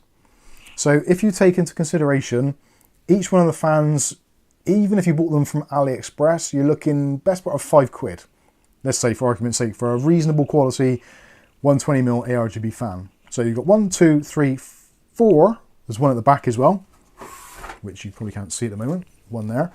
So 4 fans. Let's say, for argument's sake, we'll be generous and we'll say they're £4 each. So that's £16. There's an ARGB controller in there with a remote control. Those are normally like £9 retail, so arguably, I don't know, £4 or £5 to actually buy on like a wholesaler site. So that's going to take it up to like £20. So that means the rest of the case effectively is costing you a tenner. When you break it down like that, it just seems like it's just a ridiculous deal. It's just way too good to be true. Like, we were buying cases like this without the fans for like 30, 40 quid a few years ago. So yeah, it's just an incredible deal. It really is. So on the front, 3 120mm fans, like I've said already. The actual fans themselves are, you can swap them out to 140s if you want to. I probably wouldn't, but you can do. But they're done in such a way that there's basically no metal behind them actually blocking them. So all of the airflow goes straight into the case, which is awesome. That's exactly what computer cases should be like. Let's move around to the side. So the side is where, again, it starts looking a bit weird, doesn't it? You've got the black bit on the bottom, and then you've got this white glass, and then inside you've got like white surrounds there. The motherboard back section's black. It's kind of weird. I like it. It's kind of stormtroopery, I think is probably the best way of explaining it. It's yeah, it's quite an unusual look. But like I said, I do like it. It's different. And to take the side panel off is pretty easy to do. Just lift that up. And they've made it as well, so the bottom pin is a lot longer than the top one. So when you're putting it back on, if you line up the bottom one first, get that in, then you can line up the top one, and they're tapered as well a little bit. So yeah, nice and easy to put back on. That is something which I do appreciate genuinely. That's really good. This case did come with a slight knock in transit, I noticed. So you're probably not going to be able to see this very well. The eagle-eyed amongst you probably will. But there's a very slight dent just there, where it looks like the case is flexed. Now it doesn't seem to affect it too badly, because as you've already seen, when you flip this round, it's on magnets, so it just magnetizes together. But I did notice that when you pull this, don't know if you can see that on the camera, probably if I get it around the other way. If you concentrate on the glass, where it touches on the sides here, when I pull this, this is central force. You can see the bottom bit comes out first, where the magnet possibly isn't quite as close as the top one, or not making full contact. Again, it's a ridiculously small minor niggle to say about anything like this, but it does appear that there's, or the magnetic force is stronger at the top. I think it's just where the glass is meeting up more, and that very slight bend is just pushing it out a little bit. Actually, let me see if I can bend it in. See if that's any better. My Annie thinks it looks better than the Antec one from last week. Arguably it does, yeah. Right, now I've bent that in. There's still a little bit of a wiggle there. I don't know if there's actually something on there which is stopping it from touching it. Anyway, it's pointless. It makes no difference at all. It's nice that you've got that little bit of fabric there to grab onto to open and close your PC case. And I like those open inside doors. I really do. Much like the Series 500, so you can just undo that. And in fact, I would have preferred to have seen a little tab on there, a fabric tab, than I would this big, bulky, bloody knob on there. But it kind of, it is what it is. And in fact, that side door doesn't close quite as easily as this one. So yeah, it's all good. And it's actually quite thick glass as well. I don't think it's well, it might be 4mm. But it's quite a heavy duty glass. Isn't smoke tinted or anything, so that's quite nice. But yeah, I think it's a very interesting design. And if I put this round and put it on the deck there, we'll put the overhead camera on, so hopefully you can see that a little bit better now. Let's move that forward a bit. There you go. So something which, where is it there? Yeah, is it on the back? No, I can't see now. I think there were some scuff marks on the front there, but those seem to have worn off now. I did clean it with some cloth. It does pick up a few marks. But again, if you wanted this to be a white case, you could quite easily get either some sticky back plastic on there to make that white. That way you forget about it altogether. Or you could maybe mask it off, paint it. It wouldn't be that hard to do. You could give it a little coat of paint. Or conversely, if you wanted to make it a black case, you could just put some black outer edging on there. Cover that up. It's not an entirely difficult thing to do. And also with the front panel, because you've got this black grille section, if you wanted that to be white, you can just bend out the metal tangs around the outside edges. So then you could take the grille out and paint it. Or you could take the grille out and then paint this, scuff it up a bit with a bit of scotch, and then paint the plastics black. So you've got options to go either way, really. Although some people will probably choose to just keep it as it is, I guess. May have been nice to have some sort of white, something in white on here. That's quite good going. Dutch jam. I don't like the place of the front IO. That's not too bad for a Dutch jam. If that's the only thing that Dutch Jan's going to moan about on this, I think we're on to a winner. Let's take the glass open a bit. We'll get that put round onto my cup, which is there. Let's move that out of the way. So looking inside, it's a pretty traditional... Take that door off without screwing it. Sorry? You can't take that door off. Yeah. Just lift it off. Just pull it off. Sorry, I can sit back again then. Alright. Oh, because you didn't want that? No, I didn't want to be reflected. Oh, right, okay. There you go. Let's put that to one side. So yeah, as you can see inside, it's a pretty traditional layout. You've got some holes there for passing your cables through. You've got your section for... You can put a couple of drives in. So if you wanted to put some SATA drives in, you can attach those there. Have I got another one? Yeah. Got another one there. So if you want to, you can put a couple of SATA drives in there, and you can put your cables through that hole there. So a nice bit of storage area there, if you wanted to make use of that. Yeah, various little screw holes there. That's pretty useful. Sorry, I'm just putting these drives back. Keep on forgetting I got these drives. Other than that, yeah, got some ventilation on the basement section. So hopefully you can see that coming through there. So you can put some fans on there if you wanted to. There's a massive cutout there. So you can put a radiator in if you wanted to on the front. You can put a 360mm rad on the front just about. It's probably going to be a bit tight though. But potentially you can do if you wanted to. Other than that, pretty much standard deal. You flip towards the back. Usual stuff, 120mm fan, PCI Express brackets. You've got a little plastic screw there. You can undo that, flip that off, move those around, do whatever you want to. The PCI Express blanking plates are the bend out ones, which I guess for 30 quid isn't that outrageous. ATX power supply, yada yada yada. So that is pretty much it for that. Let me stick the I'll stick the front panel back on.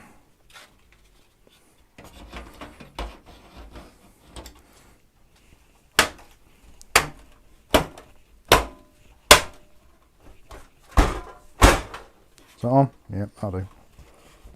Right, now this is where... Oh, there's bits coming out everywhere. Right, I tucked a load of stuff in here. So let's see that centralized so you can see it. There we go.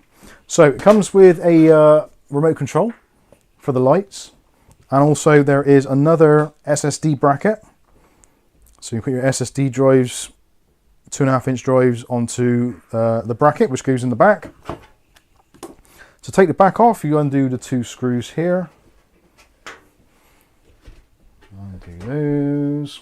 Yeah, white carbon effect sticky sheet on the lower back panel. You could do that. Painting the grille will be difficult and maintain airflow. Yeah, you'd have to do a really nice thin cover. Back panel. Let me find somewhere to put that in a minute. Put some screws down. So there is our controller. So ARGB and PWM. Pretty straightforward stuff. 6 ports on both sides. You've got the red little thing there. That's your sense pin. So all the fans will do the same thing. Got some nice Velcro straps for cable management. Which, again, on a cheap PC like this, you wouldn't necessarily expect that. So actually, I'm going to tuck those wires in there. Might as well make use of the facilities whilst we can. So yeah, we tucked our cables in there. Pretty simple affair. And for the cable connections, they're all nicely blacked out, which is quite nice. USB 3, USB 2, HD audio and front panel connections. Also there is the power LED, that's part of that lot. For the actual controller, so you've got a SATA power plug. And also, if I fish those out in here, we have got a traditional 4-pin PWM and also the 3-pin 5-volt addressable RGB. So those go to your motherboard if you want to use a motherboard to control your lighting. And you've also got, obviously, the owner's pamphlet, tell you what everything is and where it goes, etc. Which, that's quite nice. Don't always get that these days. And there's also a bag with a bunch of cable ties and all your attachment screws. And normally the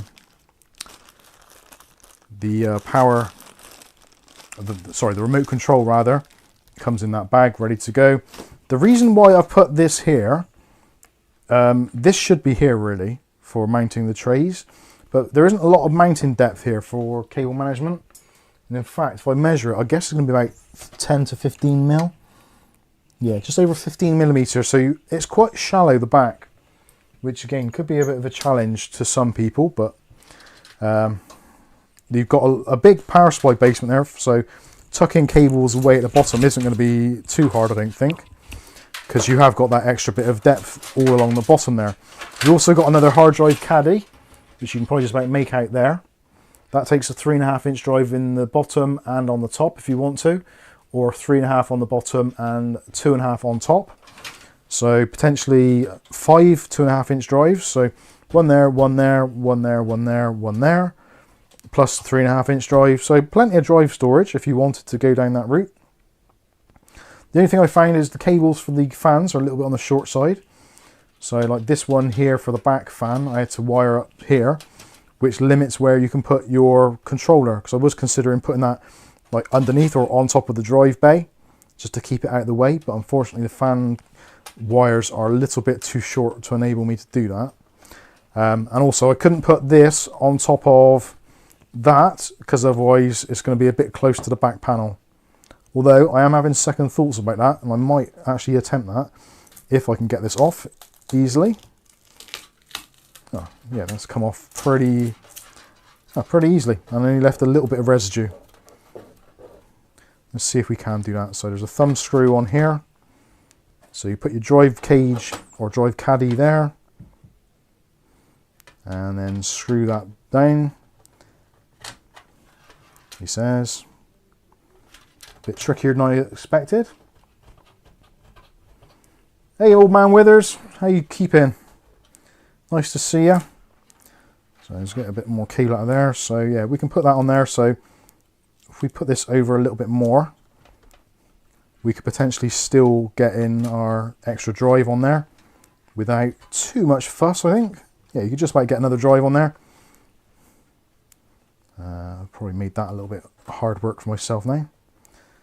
So, whatever. I was going to leave it as it is. Anyway, you get the general idea. There's a reasonable amount of room there. And hopefully, if I try and put the back on now, we'll see if it actually touches. I don't think it will, but no, that's fine. Still a bit of depth there. The thing is with the back panel, it doesn't feel particularly solid, but yeah, there isn't much holding the back panel in place. So you've only got, Push it, you can see the gap. yeah, you've got only these little ledges at the front, which hold the case in place. There's none at the top or the bottom or even the back. So you kind of get that in there and it's naturally trying to push itself away. Once you get the screws in, it's absolutely fine, but again, it's part and parcel of what happens when you buy a cheaper case. You got a little bit of flexible metal, which is fine, and like when the case is on, when the panel's on, it's fine. But yeah, kind of is what it is.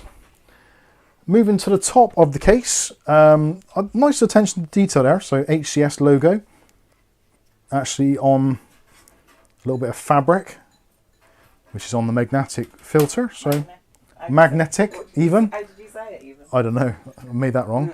So two 120s in the top or two 140s. Again, it's a little bit on the flimsy side, but it's 30 quid case. Power button, you got your power LED, hard drive LED, RGB stroke reset button, depending which you want. You can, at the moment it's set up for RGB, so this is connected to the hub, so you don't have to use the remote or your software or anything. You can just press that to change the lighting styles. Two USB 2.0s, combo headset mic jack, and a single lonely USB 3.0 5 gigabit per second port. That is, I think, pretty much it. Again, give you another look at the top there. The old design of the front panel there. Yeah, I think it's quite a nice case. Again, it's ultimately, when you look at it, it's a £30 case. Well, plus postage. But even for like 40 quid, if you argue, well, it's not. It's £37.99, I think, or £38, whatever. £38 for a case with 4 fans, a decent RGB setup, and actually fans which are actually quite good. So they go down to about 400 RPM and up to about 1800 RPM. Fully PWM controllable through that rev range. So yeah, it's very good. Only a small little dislike from Dutch Jan as well. Yeah, and Dutch Jan only commented on, what did he comment on? IO.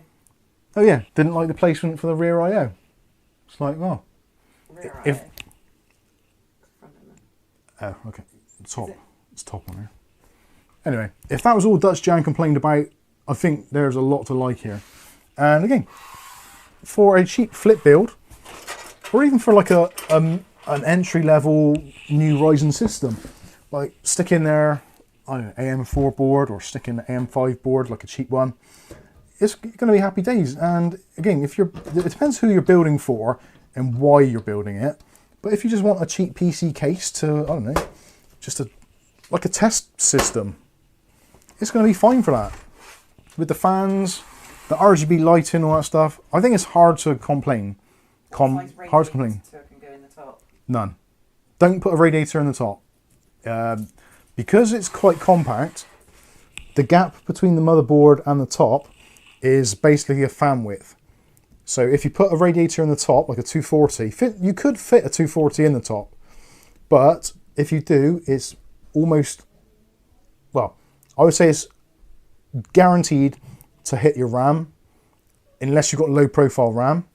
If you've got RGB RAM, you've got no chance at all. Or potentially if you've got a motherboard with quite high VRMs or coolers on the VRMs, it's definitely going to hit those. So I would say radiators are probably not one of the things I would put in here. If you are going to put one in, put a 240 in the front or something. Maybe a 360 in the front if you wanted to. They don't say you can, but it looks like it'll fix. There's enough cutouts there for it and you've got some depth there. So you could put a 360 in the top, tubes at the top. Yeah, not ideal, but it will do it. It's not designed as a water cooling case. If I'm completely honest with you, I would be wrong to say put a radiator in here. Ashley's off. You possibly could, but I wouldn't. Cheers, Ashley. Let's see what some of you guys are saying. Yeah, David Underhill says, throw a cheap AM4 motherboard, GPU, 16 gigs of RAM in there, GPU, PSU, bingo, cheap flip system. Definitely. Because you've got to think, a lot of the cheap flip systems on the market at the moment are all using like 50, 60 quid cases because there isn't a lot on the market. Or you buy a cheaper case and then you end up putting fans in it. Whereas with this, it's kind of off the shelf, ready to go. And if you're using an older motherboard, like you've got an old 9th or 10th gen Intel or an older AM4 board, like a B450, that doesn't have addressable RGB, you don't need it because it's already built into this. So you can use the remote control, you can set an AM4 system, make it sound like it's the bees what sits, and when they say, oh, how do I change the lights? You say, oh, just press the remote or press the reset button. If you're lucky enough to have a board that has got addressable RGB, you can just pass it through anyway. But yeah, this is basically tailor-made for those older B450 boards or older 9th, 10th, even 11th gen systems. Even some of the newer stuff, like I think there's a couple of 12th gen boards that don't have ARGB on them. So if ARGB is a thing and you want to have it on there, or maybe you're just someone who doesn't like putting ARGB software on your PC, which I know there's a lot of you that don't. You absolutely hate it. Even things like Signal RGB or Open RGB, you just don't want it. So having the option to use a remote control and still being able to plug in more devices as well, I think it's pretty good. Firing him up. Go on, Dave. See if he wants to get in. What, in the case? Yeah. No. I came back from the shop once and he was inside the case that you were reviewing on the table. Anyway, there you go. What time are we looking at? 10 o'clock almost. Okay, I've got another case for you to look at next. Now, this next case is so new and so unavailable, I've not even taken it out of the box yet. So you lot will be seeing it at the same time as I'm seeing it. Thanks, Ange. Hot chocolate? Thank you. Yeah, squirty cream on top. Thank you. YouTube ready, mine. Yeah, it's got to be a YouTube ready cup. So clean it. No one will notice. Dutch Jan will notice. and pick fault in it. You only pick fault in cases. I know. So anyway, like I said, this is available from Amazon.co.uk at the moment for £29.99 plus whatever it is for postage and packing. I think it's well worth it. Even if you just keep it as a spare somewhere, like while the prices are still low, as a cat bed. Because you know what's going on. You know that there's going to be obviously the tariffs thing. Even if the tariffs aren't affecting goods, it's always giving manufacturers and retailers the kind of like, maybe I can put this up a couple of quid and I can blame it on the tariffs. Or to preactively get there before the tariffs. So I see that happening in the summer massively. Especially when PC sales traditionally drop off, I envisage prices going through the roof for a lot of the non-commodity items. So things like RAM, SSDs, they're probably really the main commodity things. But so anything with NAND flash on it, I think those are going to get some deals. But I do envisage that other things like PC cases, motherboards, CPUs, probably coolers as well. All that stuff is going to go up in the next couple of months, massively. Almost guarantee it. But for cases, I think it's going to be even more so, because the thing is with the case, you have to bear in mind that not only have you got the size of the physical item, so shipping costs, you've also got how far it goes and where it comes to and from. Headphone users.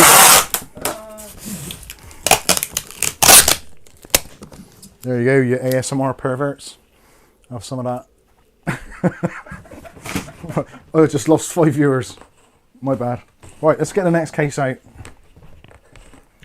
Oh, well done, Poppy. You're not sat on it.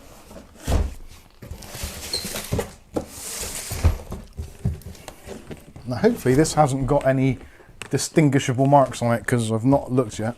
This is brand spanking new. I've not taken it out of the box. Just making sure there's nothing on there incriminating. Oh no, and it's actually upside down as well, even better. So, this is a case from the Micronics brand. If you've not heard of Micronics, pretty big company. And this is their kind of sub-brand in the case market. Their brand is called WIZMAX. And this is the ARTRIAN. Yep, no idea what that means either. Apparently it's a thing. Some designer called Mondrian. Yes, Mondrian's philosophy continues in the post-design series. That doesn't make any sense. Whiz meaning? Need a wee? I do. So, yeah, it says there, I think I'll turn it around. So, it says there, Mondrian's philosophy continues in the post-design series. With your hand in there. Yeah. So, yeah, what does that even mean? Post-design means after design. So, I don't know what that means. Anyway, let's have a look. There's nothing obvious on the box to tell you what is going on. But it is a PC case. It weighs 6 kilos. And it is up to ATX. Power supplies. CPU cooler, right, up to 170mm CPU cooler support. So we like that. Let's have a look, see what is going on. So yeah, most of you will never have seen this before and probably will never ever see it again. Because I don't think there's any distributors for this brand in the UK. Whether they are going to enter the UK market, I don't know. As far as I'm aware, they are very big in Korea. Whether that's a good thing or a bad thing, I have no idea. Let's get the electric shock out of the way. Alright, not too bad. They have actually, yeah, the last time we saw a case from WIZMAX was the WIZMAX Woofer, which was probably about 2 years ago now, maybe. That was the one that looked like a PC. Oh shit! Electroshock. That looked like a PC speaker. And Kath will probably find that and put a link in the chat. So if you want to multitask and watch 2 videos for the price of 1, then you can definitely do that. Oh, look at that! There we go. Hot chocolate is served. Like We've the 4 hours got some sprinkles on the top as well. Yeah, it's got the ham on vanilla. Has that got sweeteners in? You're going to give me the shits? Okay, thank you. Oh, that smells lush. It's almost putting me off my case. No, electric shocks are done. Okay. So, there we go. There is the front panel. 2 more, please. That's not me made it. That's Angel. Yeah, Angel made that. Bless her. So, we've got this kind of... But you have to go on camera when you drink it. I'm not sure what sort of design you'd say. That's some sort of like modernist design. Front of that case I've seen before. Who did they copy? I don't know if they did. I think it's Hits 4. Yeah, Hits 4 from back in the 80s. So what does it... Oh, that is for the side panel. So we've got another side opening door. I like that. Let's pull this out. Oh, that one comes off a lot easier. Oh, and So- the archer says your hot chocolate's an angel's delight. So there is the front panel. Nice bit of mesh there. And behind it there is included 3 PWM fans. What brand of hot chocolate? Not RGB. Yeah. Dad did a mixture of the Galaxy chocolate fudge brownie and the carrot Can you repeat that? Oh, Danny. It's a Galaxy hot chocolate and fudge brownie type thing.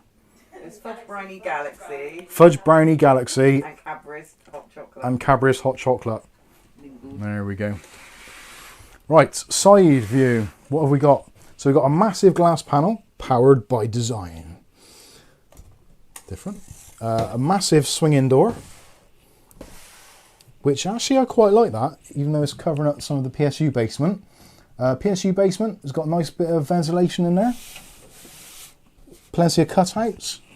No rubber grommets in here, but that's not the end of the world. These fans aren't RGB. I'm starting to warm up to that company. Who's that? The fan at the back is RGB, and that's Dutch Jan, I expect. No, No? Who is it? you should know. A letter. A letter. Ah, right, okay. Yeah, plenty of room for radiators, so that's cut out a bit more, so you could have a push-pull situation going on. There is an RGB fan at the back, but it's got very, very minimalist RGB on it by the look of it. I'll put it down on its side in a minute and show you a bit better. In fact, let's take off this side glass window, and hopefully they've done the same thing. Yep, longer panel, longer pin on the top, so making it a little bit easier to put away. And if I turn this around, you can see there is a fan on the back. Nice fan, actually. And a few tiny little bits of RGB on those corners, which I don't know if you can see that very well. Don't want that fat one in his home. Okay. So yeah, pretty nice layout. No support for BTF boards. Whether or not that's a problem or not, I don't know, from some people. And also you've got some options there for mounting a couple of fans on the side there, or maybe a 240mm radiator. Biwin F5. Cheap coffee. Biwin F5, is it? Really? Okay. How much does the Biwin F5 go for? That'd be an interesting thing to see. So that's quite a nice design. I quite like this. On the back, fan mount, a little bit of adjustment there. You've got removable PCI Express trays, although the thumb screws have been done up by Jeff Capes. Some people will get that reference. Giant haystack. Or giant haystacks, yeah. Who's the other one? Big Daddy. Yeah. Oh, they're fold-out ones. Oh, that's a shame. They look nice though, but and the metal's really thick. But those are fold-out PCI Express blanking covers. Rip out. Yeah, the ones you rip out or fold out, yeah. So that's a little bit unfortunate. €170. What, for the F5? Yeah. Jesus. How much is this one? I have no idea. I don't know how much this is. That is the thing, it's so like unavailable from anywhere, that they sent it to me free of charge. Because they sent one before and they said, oh, do you want to take another look at another case? It's like, well, yeah, but I can't really, no one can buy it, but yeah, it's interesting to see what is available on the market. Oh, that's nice. Little mesh thing on the top for the top fans. It's quite an unusual design, actually. Model number. The model number is called the... Actually, I'll have to have a look on the box. It's just called the ARTRIAN. So WIZMAX ARTRIAN. It doesn't appear to have a model number. I'll just check on the box. Hang on. Yeah, it just says model ARTRIAN. That's in, and the stock keeping unit is MC ARTRIAN W.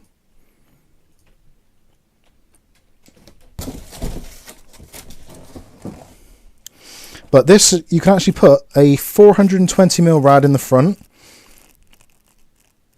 and up to a 360mm in the... sorry, what did I say? Yeah, 360 in the top and a 420 in the front.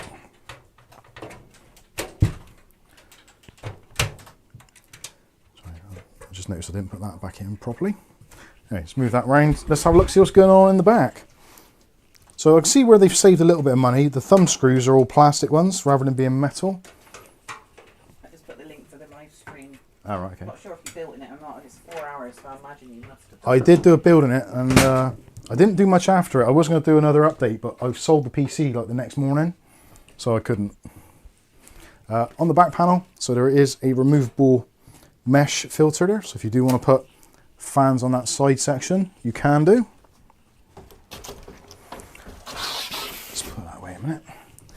And actually, let me sort out this lighting.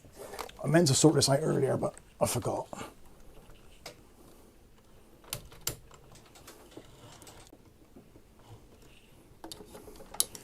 There, that should be a bit brighter now. So ARGB a little bit for the back there. And the fans, there's no hub or anything, so all the fans are daisy chained together on the PWM. They've included some blanking plates though. So if you do pop out the ones that are in there, they do give you one spare. What's in the accessories? So accessories, oh, there's, you can put your own WIZMAX logo on if you want to. You got screws. Did it not focus? No. I think it's focusing on the hands or something.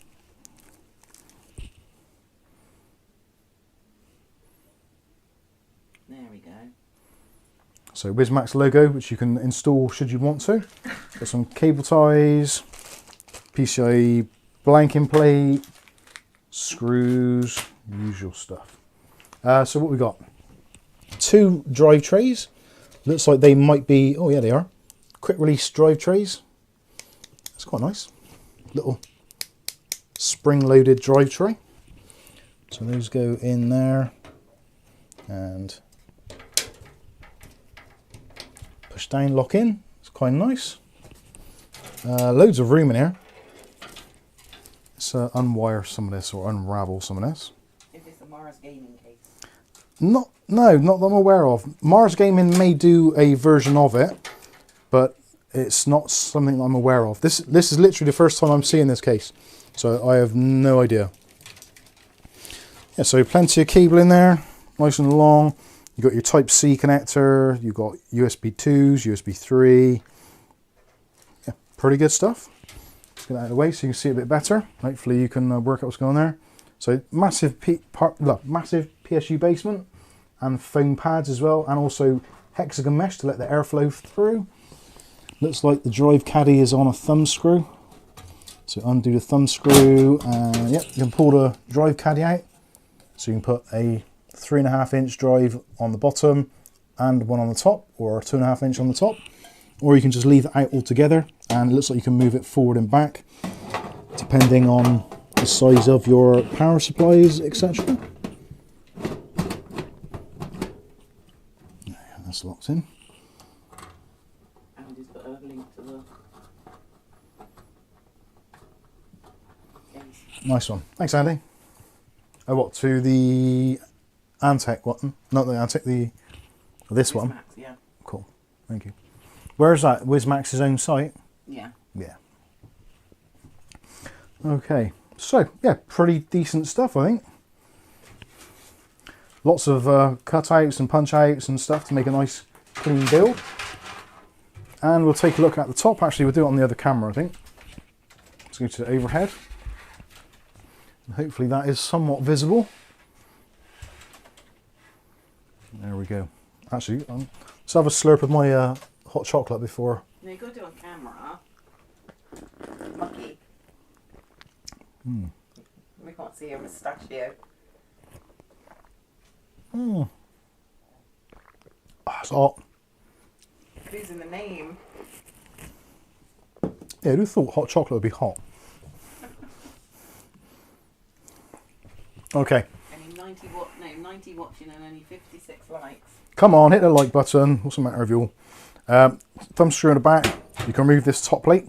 So the ventilation grill, one solid piece, giving you nice easy access to the top panel for your 360mm radiator. Actually, is there a foot missing off this or something? Oh no. I was on the, yeah. Feels like it's a bit uneven. Let me say on the table. Anyway, yeah, so on the top you can put 2 140s or 3 120mm fans. Obviously radiator, 360 support. There's loads of room between the top and the bottom for radiators. So yeah, that's pretty nice. You got your reset button. Oh no, sorry, that's an LED button at the back. So there is actually some sort of LED control here. I don't understand how there is though. Where does that go to? That goes to this cable here. And what does this cable say? Oh, it says LED switch. But there isn't a control hub, so... Okay. Slightly unusual. It says 420 front. Yeah, 420mm rad on the front, Alright. 360 in the top, LED button if you want to use that, USB Type-C, USB 3.0, 5 gigabit per second, combo headset jack, single USB 2, reset button, power button, LED and hard drive activity. When I saw 420, I was thinking weed. It's got... Yeah, I quite like this. I would love to know how much this sells for, because it is quite an interesting looking case. Let's flip that down. So I'm not sure if you can get it all in. There you go. You should be able to see that now. So you see the fans on the front. So the 120s that are installed. Nice rail system there. So you can go for some. You could put 3 140s in there, or 3 120s, or a 420mm radiator. That's nice. Actually, are those? Yeah, they are 120s in there. I had to check that then. So you can put more 120s in there if you want to. Obviously, loads of room between the top of the case and also where your motherboard's going to be. So you're looking at round about 65mm between the top and the motherboard. So even things like the Arctic Freezer 3s are going to fit in there very easily. Can't find the nice in there. Yeah, it's kind of nice. I do like this. It's got a nice design. The bolts are in place already, so there's a centralizing lug in the middle for the motherboard, and also all of the ATX pillars are pre-installed, which is kind of nice, so you don't have to faff around with those. Yeah, I think this is pretty nice. The only thing I'm not entirely sure about, I would say personally, is the front panel, with it being these different shades. So you've got like a graphite there, you've got a silver there, that's kind of silvery as well, and then the white. I actually think it would be nicer if it was just white or just black. And in fact, I think I probably will end up just giving that a light dusting of black spray paint. Maybe I'll leave it like that. Not sure. Let's put it on a bit further so you can see. What do you guys in the chat think? And girls, obviously. You thinking leave it as it is? Or would you think maybe for a slightly more stealthy look, going for the, because it's all jet black. Looks better than the first case.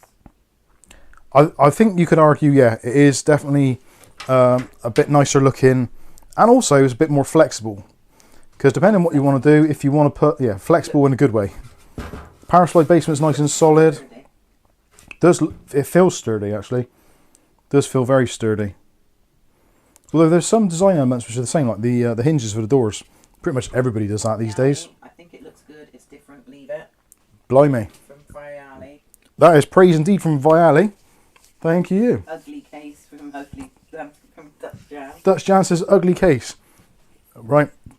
Ugly casse. I quite like it.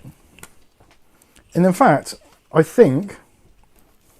Looks a bit Art Deco. Yeah, there is definitely As it is, Mike.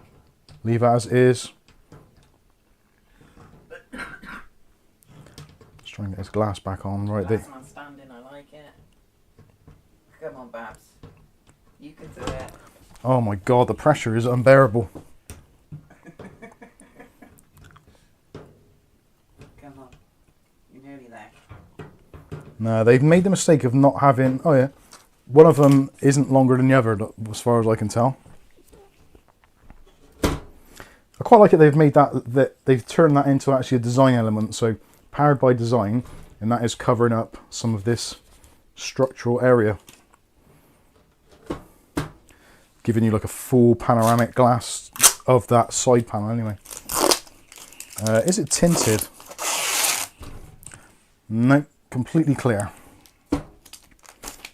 Oh, and also, again, it's got that little fabric tab on there to gain access. So very similar to the other one in that regard. What other one? The one we saw this earlier. You said it had a knob. No, that's got a knob. Let's have a look at the bottom and see if they've managed to wreck this. Yep, they have. So, as always, it's got one of these crappy filters. This isn't actually too bad because underneath it is the hexagonal mesh, which is actually pretty open and pretty porous. And also the power supply basement, you could put the power supply in either way round, so facing up or facing down. Enjoy your food. These filters, not too bad. A little bit of airflow going through there. So I could maybe give them a pass for that, but I would prefer to see something a little bit more substantial and maybe even full length as well, so you could pull it out from the front. But no, that's absolutely acceptable. I guess ultimately it's going to come down to the price. If the price is right, then there's a lot of things that you can overlook. But if the price is ridiculously expensive, then obviously that is something that you would take into a lot of consideration. Mondrian is €126. 126 euros, this one. The Mondrian. Oh, the Mondrian, okay. What is this one? This is the Artrian.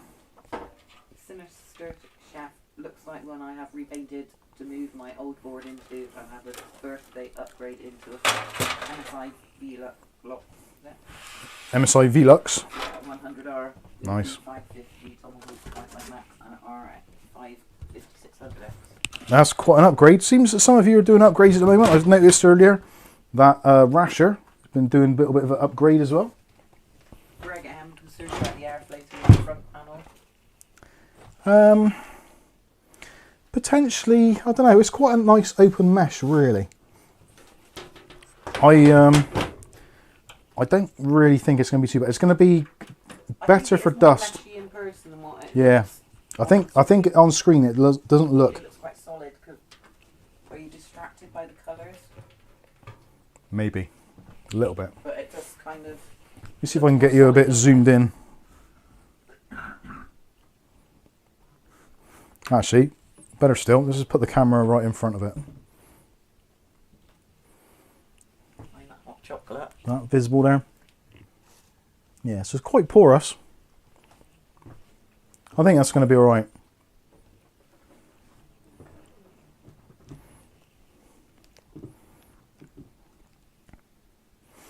Yeah, I think we're good. Right, let me have a slurp of my hot chocolate a minute.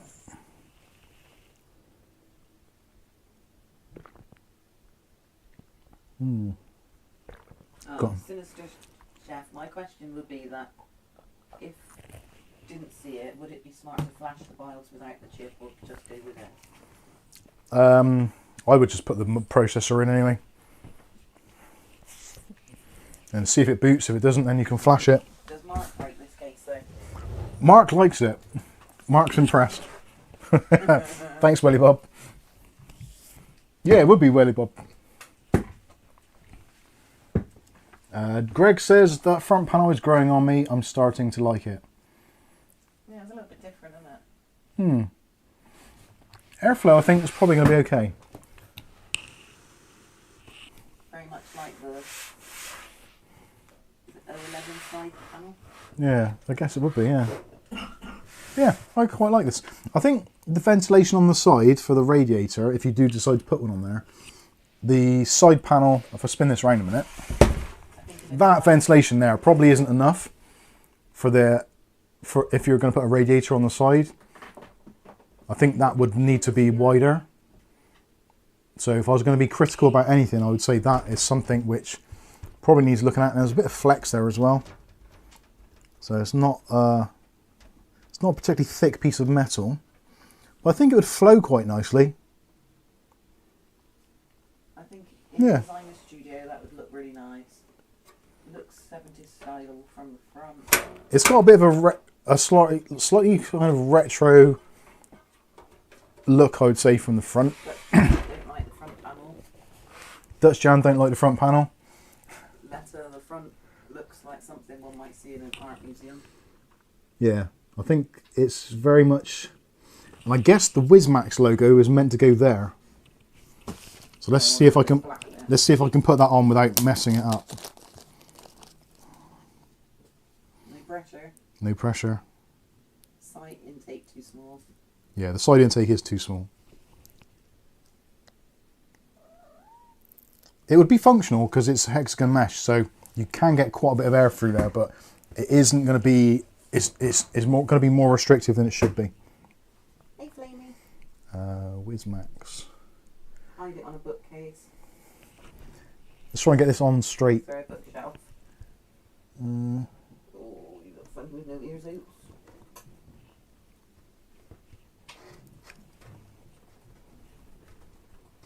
Yeah, I think I've done that justice, sir. Actually, did I put them in the right way? It's upside down. No, it's not. I don't know, it looks a little bit up on one side.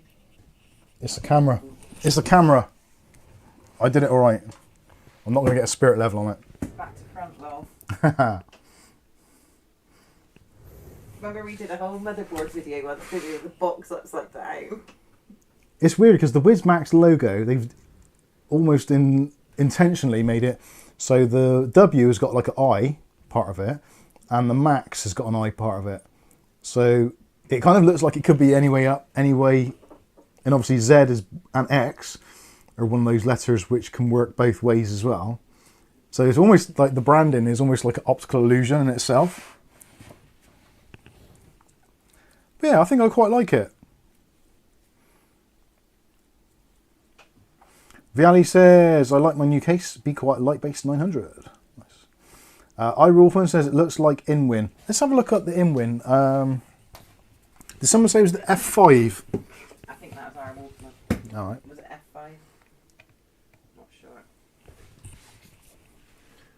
InWin F5.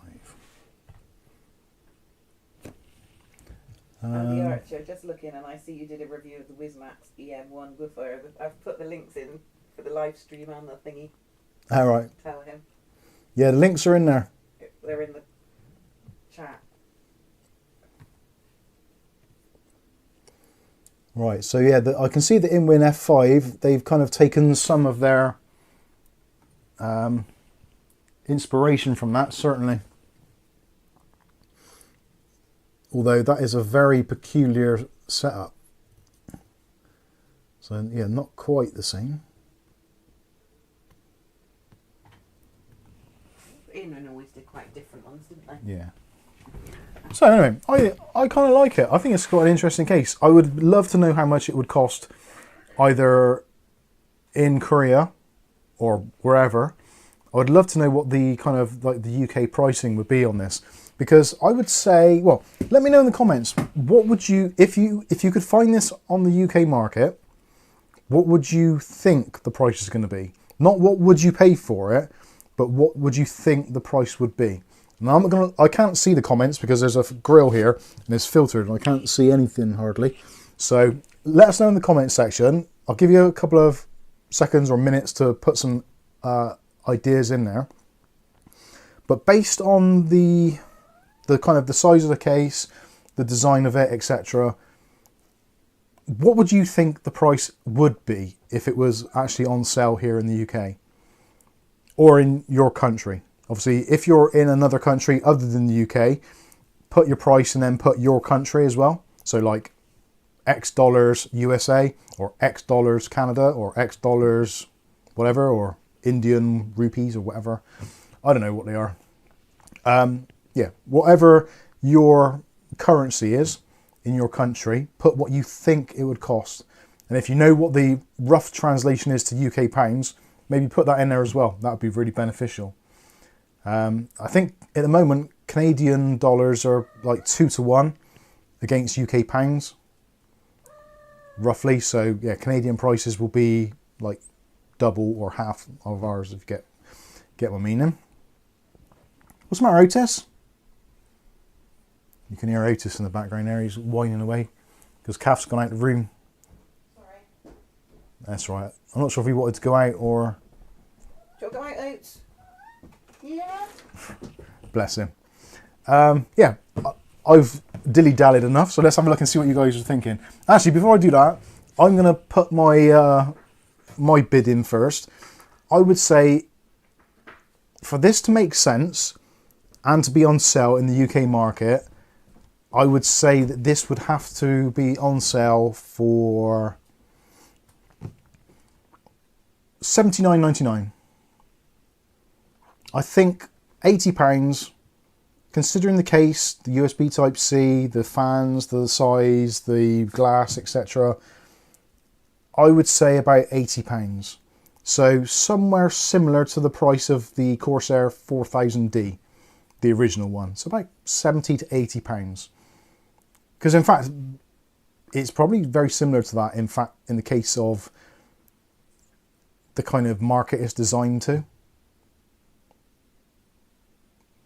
Other than this bit on the front, obviously, because it's a little bit bizarre. You've seen the chat where they're saying Singapore is $135. So what is Singapore dollars? So that's €99. 99 euros. So that is about 60 quid-ish. £80. 60-ish. No, because the euro's only a little bit more than the. Oh, maybe that's what they're guessing it should be. Yeah. I've asked them to guess what they think the price should be. So, I'm gonna have to scroll up because there's a lot of it here. But I didn't know where you'd got to because I went out. Didn't I? Okay. So yeah, Singapore is $135. So is someone actually found it on sale? Our Wolfman. Oh. In Singapore site. Okay. The F version for $135 at SP dollars. Okay. Which is £80. £80. So Nick Barnes says 60-ish. Craig says 60-ish. Arai says 69. Nice. Roderick says I don't dislike it, but how much? Rick saying 109. Mark Berry saying 50 to 60. Wolfman says £79, same as what I said. Dutch Jan, WIZMAX stores, Korea, Philippines, Japan, North America, and Ecuador. Roderick says 112. Andy Archer says probably about 60 quid-ish in the UK. Viali says 145. John David Sullivan says I have the Antec C8, Montec King 95, and Antec T87 for 3 bills. Very happy with them. Had a great time building them. Mark Gaines says about 60 quid as well. Neil Mason, UK 70. Mookie MC, 125 US dollars. So, yeah, not a million miles out there, I think. We're in the same sort of ballpark. Rick says, I doubt it, be under £100. I would pay that. Would I pay that? Nope. Dutch Jan, don't care, from Germany. Our Portier says 65 euros. Irie Wolfman says 20,000 yen in Japan. Zero Defect says 45 quid. I don't know.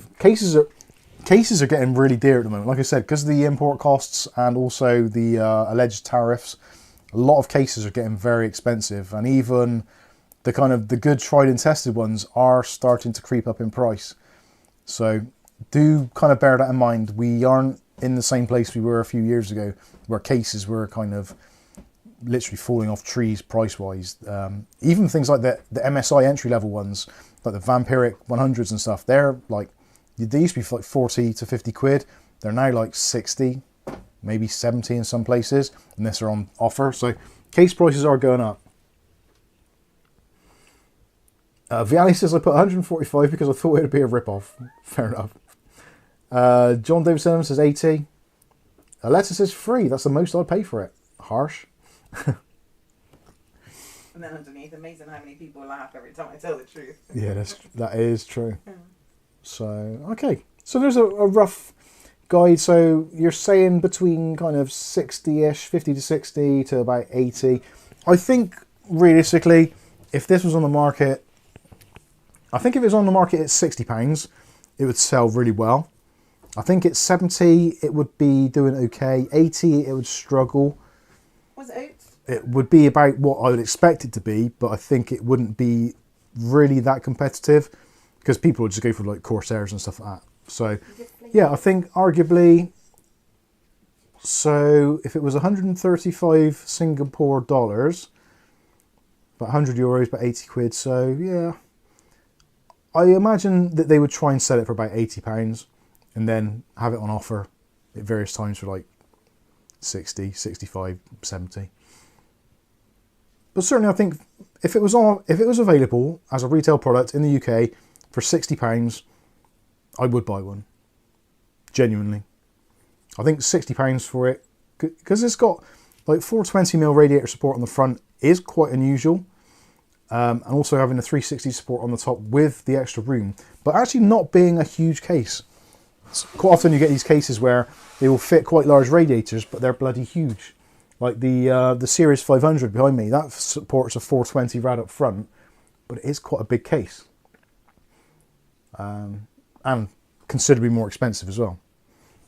But yeah, I think this is definitely different, and it seems that is one of the things that WIZMAX are aiming to do, is to be a little bit different and bring something to the market. So yeah, okay. I'm going to put it away now, and we can discuss other things. Now, something which I will discuss, which I didn't really want to, because I didn't want it to come to this, but I have actually had some conversations with Antec this week, believe it or not. So, there's kind of good news and bad news there with Antec, but I won't go into it into too much detail yet, because I'm going to have to get the printout, because I actually want the email to hand so I can quote it directly in some instances. That doesn't fit on there, and that doesn't fit on there.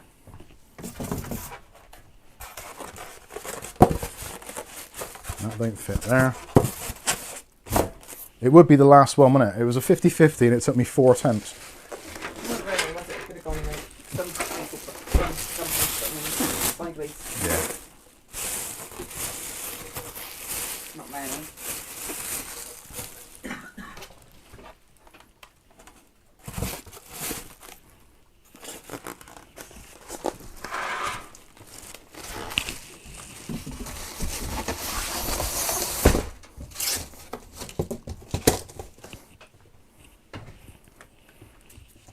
Can you pass me out those 2 print-offs under the desk, please? Would be cool if those mesh panels in the front was magnetic and you could move them around. Oh yeah, yeah, that'd be good actually. Oh shit, which one's that? There's one on the floor. Stuff on the back of the door.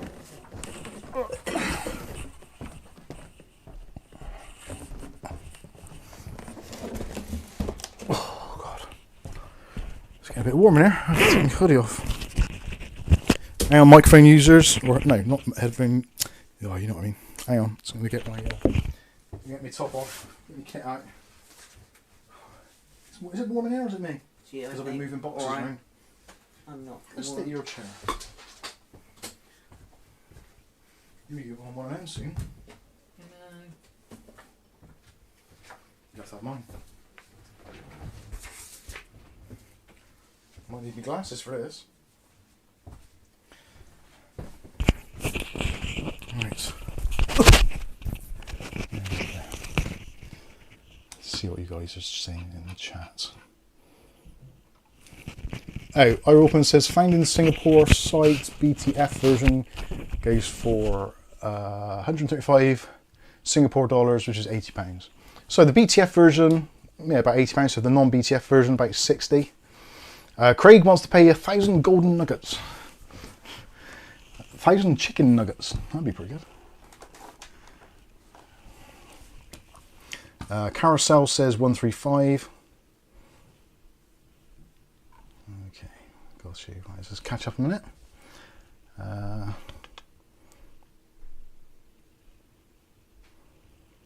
Aletta says, Mike, after you box those cases, see if you can throw them 20 feet like the FedEx guy. Oh, bollocks. I forgot to put those in the case, in the box. Sorry, I said bollocks. How unprofessional. Cue the burlesque music.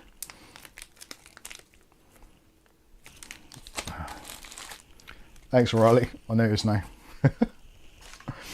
Let's move that there. Actually, I need to put that somewhere. Okay, so I'll give you some context for this. I've got the email. I got the email here, and I've also got the my response as well. So I'm not going to show it on screen because there's some information on there which I don't want to be public, such as obviously names and addresses, etc. So we won't go for that. But just for context, so over the last probably 3 years, I think it is, we've been trying to get hold of various different manufacturers to get review samples. In fact, actually, let me turn that light around because that is in a particularly bad spot right now. For you. Let's do it. No, it's bad for Calf. There we go. It's better for the camera. That's what I say anyway. Yeah, so over the last few years, we've been trying to get hold of various different brands and companies to get review samples of, because obviously that is what we do here. We unbox things. I give you my opinion on them, and you decide then if you want to buy them or not. That's kind of how it goes. Or you just watch the videos purely for entertainment value, or because you're bored and you're on the toilet. I don't know why you watch the videos, but a lot of you do. In fact, over 135,000 of you currently. So thank you all very much, those of you that have subscribed over the years. We do massively appreciate it. And at points where we're getting, well, 1 million views a month. In fact, I think we peaked at about 1.2 million views a month. So it's not like we are a tiny little pissant channel. We are, in terms of UK channels anyway, we got some pretty decent numbers. So it's generally in the interests of brands, if they want to have their product shown, be it good or bad, just to have publicity. You know what they say? There's no such thing as bad publicity. So I would argue against that, but at least brands, they can send stuff. It doesn't cost them anything because we do not charge for reviews, we do not take sponsorship, and we don't take payments. So it's basically a win-win. A company can send us something which costs them very little to produce. We then make a video which most YouTube channels would charge 500, 1,000, 2,000 pounds to make. We don't do that, never have done, and it's very unlikely we ever will because we don't want to and we don't need to. So with that said, yeah, we reach out to various different companies, and over the years, most companies either generally reply back and they have their own rules and regulations or whatever, or they just are kind and say, thanks for reaching out. We don't have any opportunities in your region at the moment, but if anything comes up, we'll be in touch. Usual kind of stuff. So either to brush off or genuine, I honestly don't know. I honestly don't really care too much. We've generally got a lot of content anyway to make, so we just do what we can. So going back to Antec specifically as a brand, so we've been reaching out to them on and off for about 3 years, possibly slightly longer. Now Antec as a brand, as a lot of you will know, were a massive company back in the 2000s and did some absolutely astonishing cases which were very good, very popular. I've owned many of them myself. In fact, at one point, the Antec 900, I had one, Kath had one, George had one, and we had one as a media center PC in the front room. So we were into Antec and the brand itself and enjoyed using them. So hence we wanted to get back in touch with them, as we've been trying over the years. Now, we've been lucky. Rasher, bless him, sent us over a Antec P20C when that was on special offer over there. So thank you very much for that. He sent it over, so we did a review on that one. And also Colin Hilton kindly offered to send us over Antec case for review, and I chose the C3, which you saw last week. And the review video of my own will be going out very shortly on that one. I think Monday or Wednesday or Friday. I think Patreons ordered. It should be about. Patrons have probably got it already. Members are getting it today or tomorrow. Right there. Excuse me.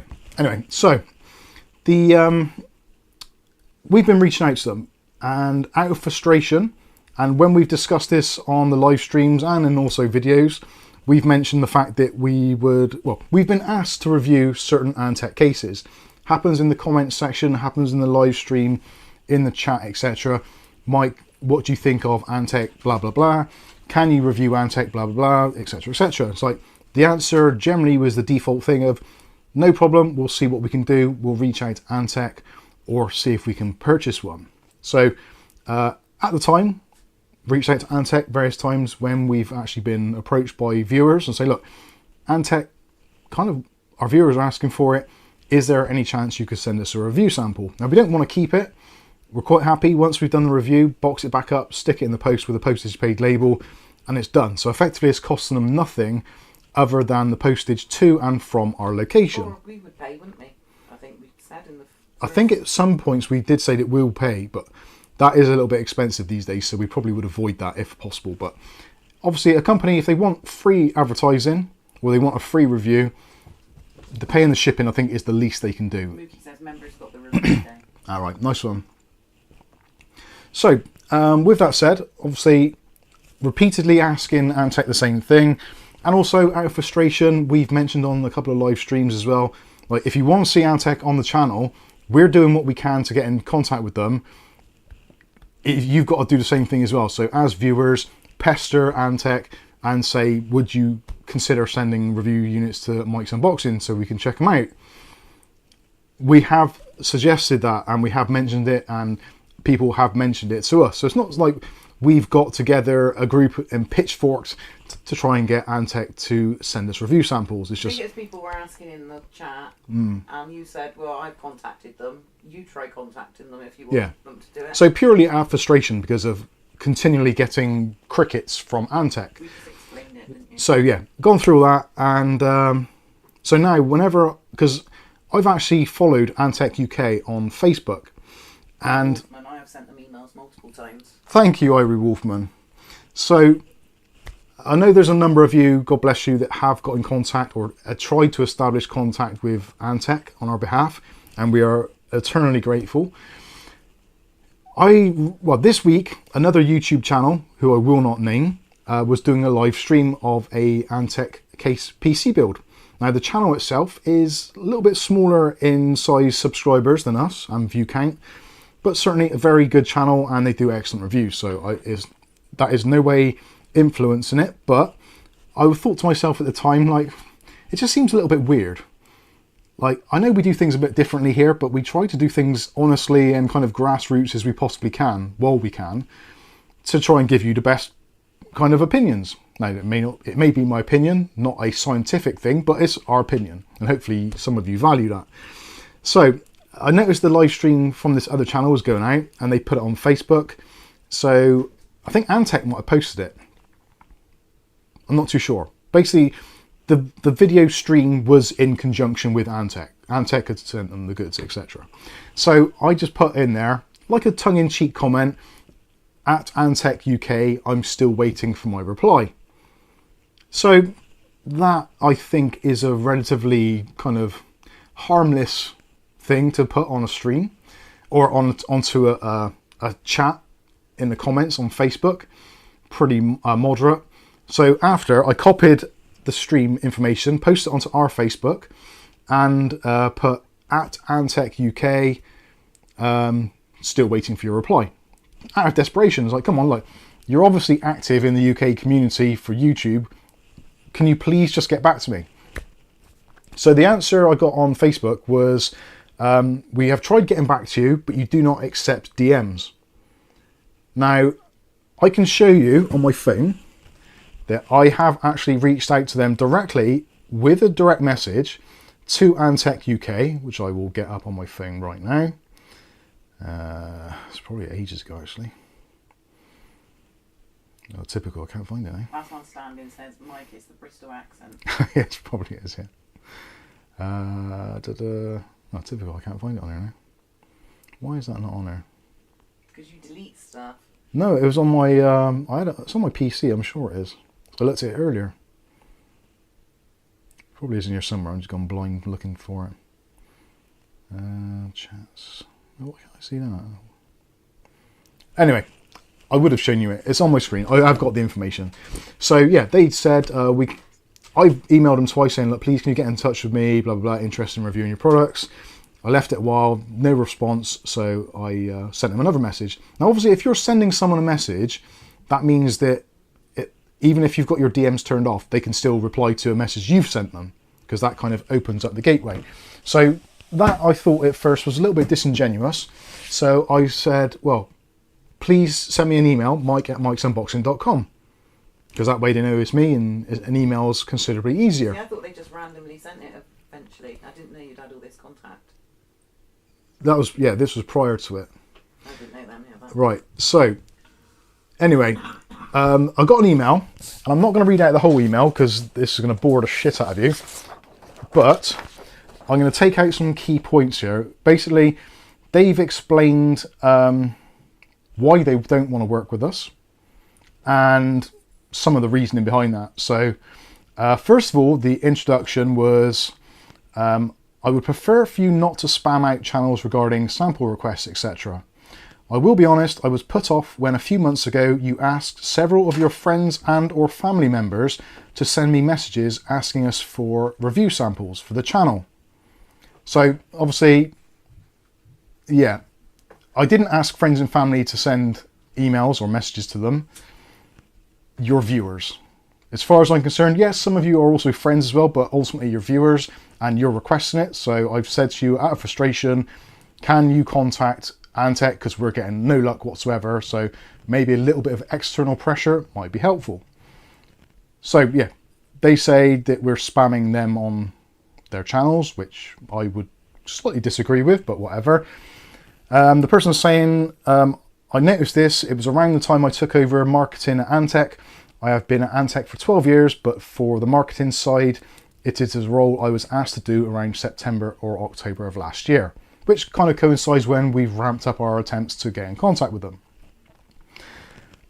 It says there next, I'm always happy to work with YouTube channels, etc.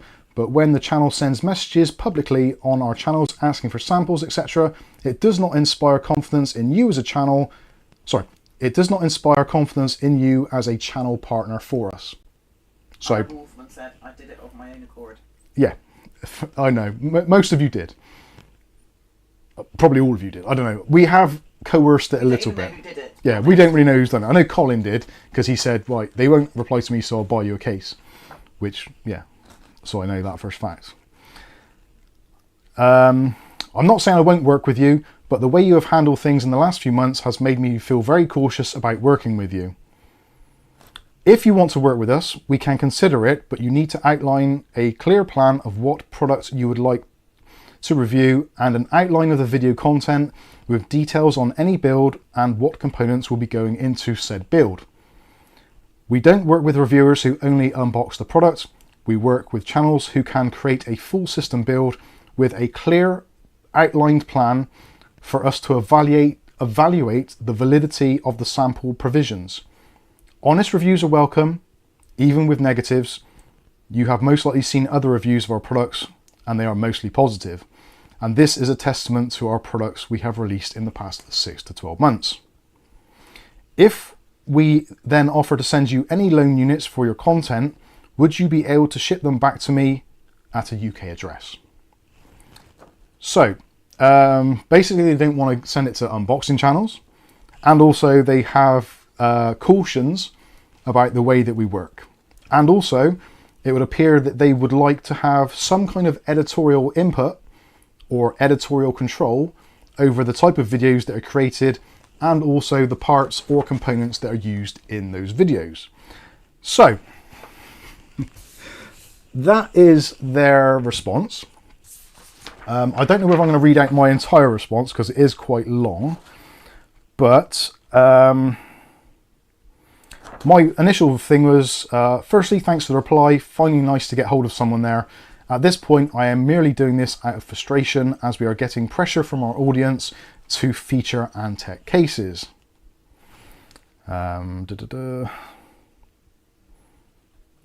With regards to the friends and family thing, it was suggested by the viewers in our live streams that they would contact you as they had been requesting for us to review Antec cases on the channel, to which we replied we would love to, but we can't get in touch with anyone there to arrange samples. They were contacting Antec out of frustration, as were we. I'm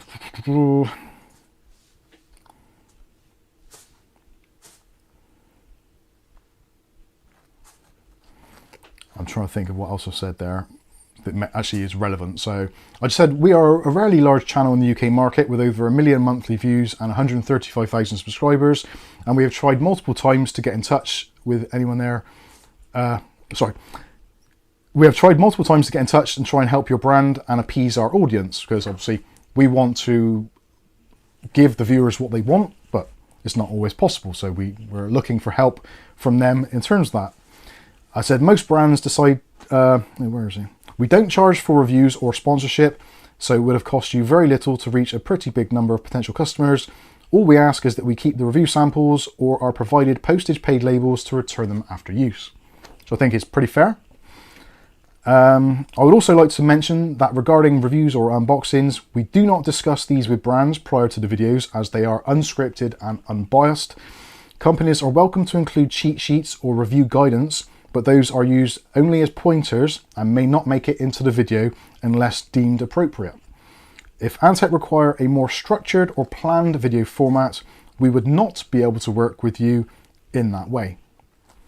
If you want Antec promoted or visible on the channel, you are more than welcome to send us review samples, but you will not have in any way input on the content, the overall tone, or the components used inside if we decide to do a build showcase after the initial unboxing and review. Sorry, but our integrity and creative freedom means more to us and our viewers than conforming to any industry practices, but thanks again for the email and response. Please get in touch if you feel that after reading this, you can work with us on these terms. So there you go. I will drink some of my hot chocolate and see what you guys say. Now I've just seen there our portrait saying boycott Antec. No, that isn't what I'm trying to do or say. All I'm trying to do is explain to you the difficulties we're having trying to get samples from Antec. So hopefully now you can appreciate that we do try a lot behind the scenes to try and make content for the channel. But also as well, we do have our own kind of, I'm not going to say standards because that sounds stupid, but Kath and I have got some kind of moral code that we work by. That is, we don't take bribes, we don't take paid sponsorships, and we basically have our own creative freedom to say what we want. That's the only thing that we've ever really wanted, and we stick to it. And we've had other companies come to us saying, look, do you want to do a review? We'll give you X amount of money, or you can do this, that, and the other, and we'll pay you such and such. It's like, no, we're not interested. Like, look at premiumcdkeys.com. We could make thousands and thousands of pounds a year by promoting other brands which sell CD keys. I think but we Premium don't. CD Keys did pay us. They're the only ones that have ever paid us. Premium CD Right. Keys were the first one. They paid us £100 In for 4 promotional videos, which we didn't do. We just put it inside. We just put it inside of a video. But yeah, we wanted to work with them anyway. So, anyway. That's 2018. That's like 7 years ago. But that's the only one we've ever done. Paid. Right, let's have a look, see what people are saying.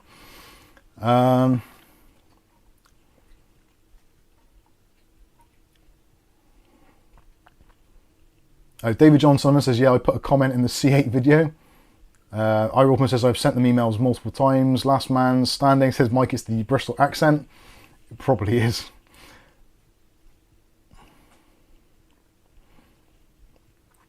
Neil Mason says fair play. Everyone says they never replied to me either. Ashley's back. I'm back. Mrs. crashed out on the sofa. Nice. Wolfman says I get replies back from everybody else.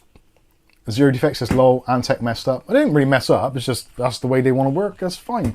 Like honestly, we don't do build videos, do we? Unless they're maybe in a live stream, or it's very rare that we do a video on it now, just because it's hard to produce. But I feel personally, from my point of view, because being a PC builder, that I get enough information across in the unboxing videos, and I've got enough experience of what a case should and shouldn't be able to do to give you guys a pretty good, informed commentary on what I think works and what doesn't. Plus, I don't need to do a build, really. You do them in the live streams Yeah, occasionally. I do them in the live streams now and then. And then it's like, well, that needs changing out. Yeah. What should we put in now? Yeah. It's all kind of not planned, isn't it, really? A letter says, in other words, they watched a few of Mike's reviews and think he's too honest. Well, honestly, I don't know if that is the case. I am brutally honest with case reviews quite often. So if they don't want that, that's fine. Or if they just want to work with people that do full builds, I understand that. The only thing is, if I do a full build, I would have to use Antec parts. So Antec fans, Antec case, Antec power supply, Antec CPU cooler. So those are things which are stipulated. And I'm not going to work like that. I don't want to have that pressure. Years ago, Thermaltake were kind of in a similar guise. And I was like, you can offer me those parts to put in a build. And if I want to use them, or if they make sense, I will put them in. But I'm not going to go down that route of you tell me what goes in the PC. That ain't happening. Like, if you want that, just don't send me the parts or send me them individuals. And Thermaltake, when I said that, they're like, yeah, that's absolutely fine. Do what you like. We just wanted to show off our brand, obviously in our case, if you can do, but if it doesn't suit it, then do whatever you feel. And it's like, thank you. Thermaltake, I appreciate that. That's how it should be. Freedom to do what you like. Yeah, so I think that's a little bit crap, really, personally, but Too rigid. it's a rigid scenario to be in. So I'm quite happy just to get cases myself and do them whenever, but it just means we won't be able to see quite as many. John Davis Summer says, I'm very disappointed in them. I am as well, a little bit. The thing is as well, we've got to remind yourselves that Antec basically wiped themselves off the face of the planet for about 7 years. Did nothing at all. Or at least anything they did was absolute garbage. It was just cheap, rebranded Chinese stuff with a badge stuck on the front. So their recent outing, it's in their interest to try and turn that around by doing what they can. But obviously, if what they're doing they feel is working for them, that's fine. And at least now, at least they've been honest and said, well, this is why. We want you to do a certain type of video in a certain type of way. And we aren't that sort of channel, so it kind of makes sense. But it would have been a lot easier if, however many months ago, like before Christmas or whenever it was, they just turn around and say, well, your channel isn't the sort of channel we want to be doing work with. It's like, it's not going to offend me, just be honest. I see a lot of you are getting a bit pitchforky. You don't need to do the whole pitchfork thing, honestly. It isn't that bad. It is a little bit, it's a bit crap, but it's not unusual to have that sort of thing happen. And that is why a lot of the other brands don't even bother approaching us, and we don't approach them, because kind of, you know what is going to happen. Because we did used to approach brands back in the day, but we don't now, do we? No, we don't bother. If they want to contact us, then that's fine, but if they don't, yeah. we rarely... We're not going to go begging to companies. Although... Yeah, Roderick says there, what happened to any publicity is good publicity. I know. John David Sullivan says, I was going to buy a Flux Pro. The C8 is the last I buy then. Honestly, if a case is good, buy it. Like, they may not be willing to work with us in a certain way, but that shouldn't affect your buying decisions. And in fact, Colin Hilton has already got us a Flux, not the Flux Pro, the Flux, because he asked me what case I wanted to do next from Antec, because obviously they're not being very helpful. Colin's actually got the C8, no, sorry, the Flux. the flux case. So that is going to be coming up on the channel very shortly. And I will just give it an honest review. I'm not going to slate it because of the way that me and Antec aren't vibing at the moment. I'll just give you the honest facts. But it may or may not be the last Antec case on the channel for a little while. We'll see. The thing is, if the case is good, we will do our best to go out and buy it regardless. But yeah, it's not going to be quite as easy. Nick Barnes says, so end Arctic interest from my viewers. To be fair, like, there's a lot of other brands on the market, and Antec, yes, they've done a couple of nice cases. I still don't really feel they're offering what they were, or where they were, that sort of level of case, especially when you've got competition from things like Montec with the King 95, and you've got, well, there's loads of brands out there at the moment, isn't there? Montec are killing it. I'm trying to think of another brand. Be Quiet are doing really good. Obviously, Thermal Taker are going from strength to strength. So there's a lot of competition on the market. So you don't necessarily need to kind of narrow yourself down to one brand or avoid one brand. But if there's other options available which are better, you might as well buy it, aren't you? If an Antec case comes out and it's like ridiculously cheap and it's a good case, then you buy it.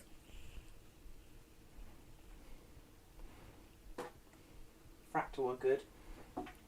Maybe we try and contact them now. Fractal are quite good, yeah. I think we did contact them back in the day. We did try and get in contact with them ages That's ago, how but so many... I think we had to have a certain amount of Twitter followers or whatever on Instagram. It's like, well, we're not on either of those, so we're a bit screwed on there. Twitter back then. Craig says, strange reply, just buy their stuff and review it regardless of their sponsor. They will see they missed out on something with a great YouTube channel. Oh, thank you, Craig. Our Portier says you really have to lick their ass, otherwise you won't get anything from them. I don't think it's them so much licking the ass, but my whole thing is, like, everything they said, it's absolutely fine, that's their choice. The only thing I don't like about that is the editorial control, or if you want to use our products, this is the method, or this is the way you have to use them, or, sorry, this is the way we would like you to use them. Because they're not saying you have to, it's like you don't have to do it at all, you can just not do it. So it's not really... you have to then from that.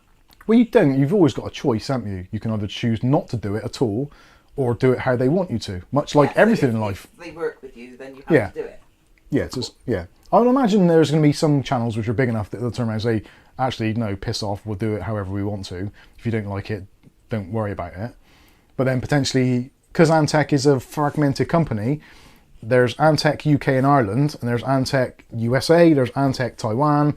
So there's all these different parts of sub-companies. MSI had the same problem years ago, where MSI UK, the people that were doing the marketing side for them were dicks. And they were giving Tech Team GB a hard time over some stuff. And MSI learnt from that, and now they do all of their own in-house stuff. So it happens. Yeah, whatever. Frats are good, saying here. O'Reilly says, I have had Antec brand in the past, but a long time since I've used them.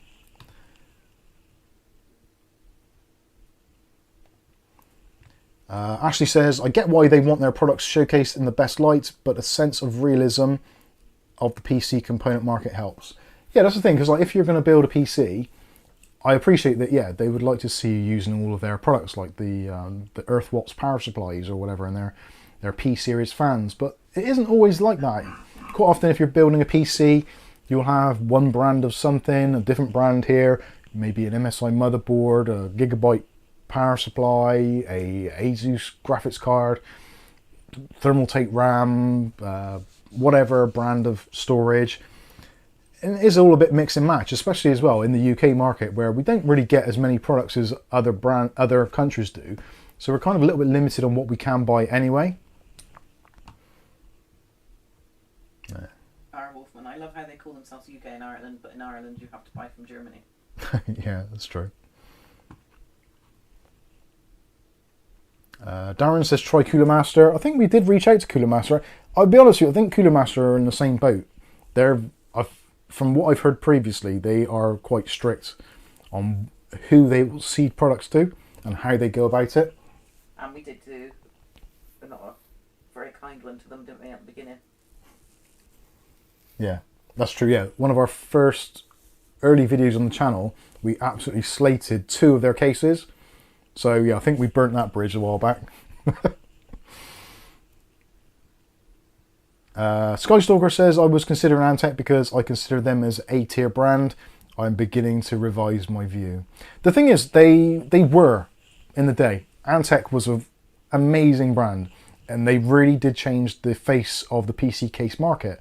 Like I said, the P160, the P180, the 900 series, the Lamboys, amazing cases. They did things with aluminium before Lian Li were kind of getting into it. So like between Lian Li and Antec, like Antec was like the budget Lian Li back in the day, but it was still really good stuff. But I feel recently, I've only looked at 2 of their recent cases, so my sample size is limited, obviously. But both of them, the P20C from Rasher, it was okay, but it wasn't worth what they wanted for it at all. I think it was like 120 quid. We picked them up, well, he picked them up for about 40, I think, because someone was selling them off cheap. So yeah, for whatever it was then, they were way, way overpriced. And the fans were awful. So it wasn't the Antec of old.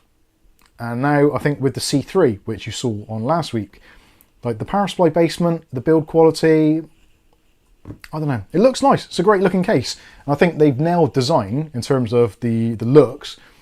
But I don't know, it still feels at the moment like it's a cheap Chinese case. But just done well. But we'll see. The flux will be coming down. Colin said he's going to pop down this week, I think, at some time. So hopefully we'll get the Antec flux. Maybe we'll show it in the stream next week if we get it in time. We'll see what happens.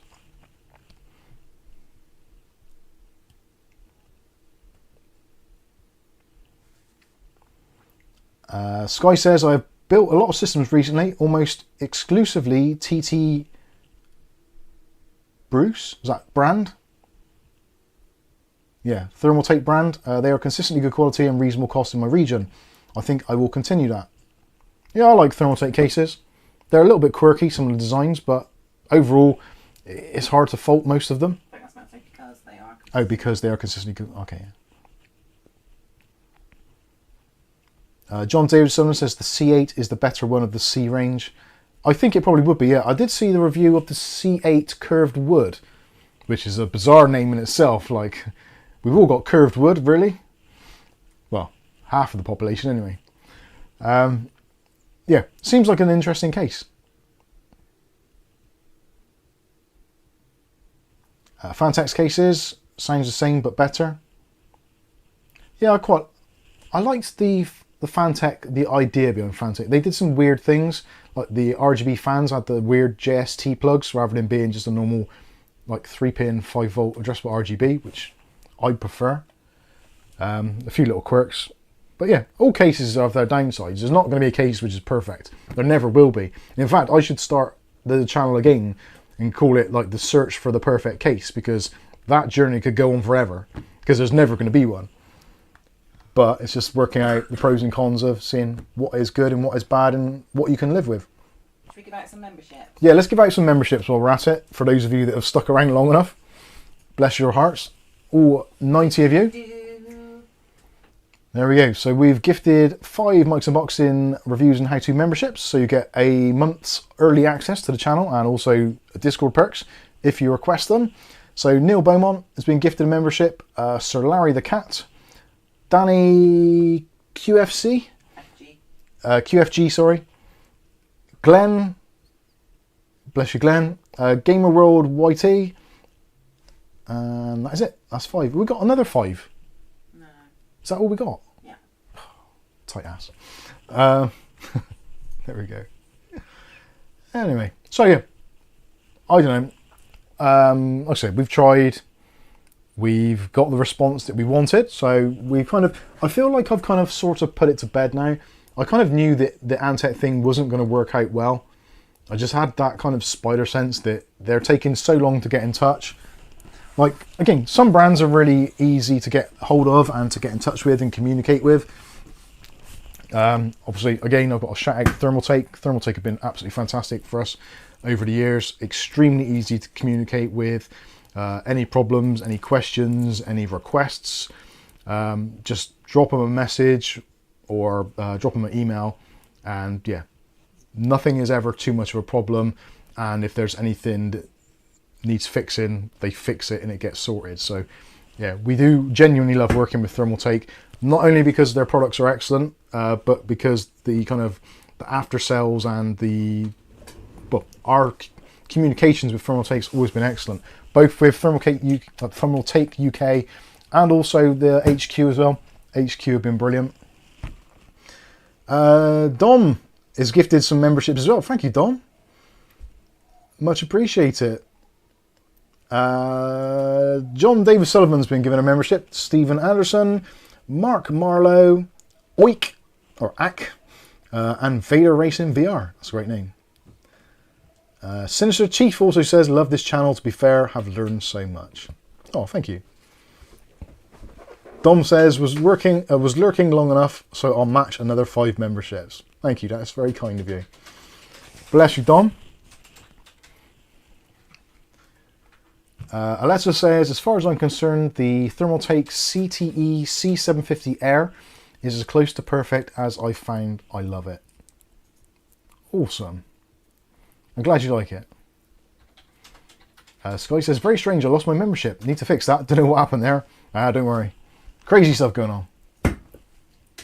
Darren says, has anyone noticed that Scan Computer's website has been rather slow? I haven't been there for a while, sorry, but I will, yeah, I'll try and have a look.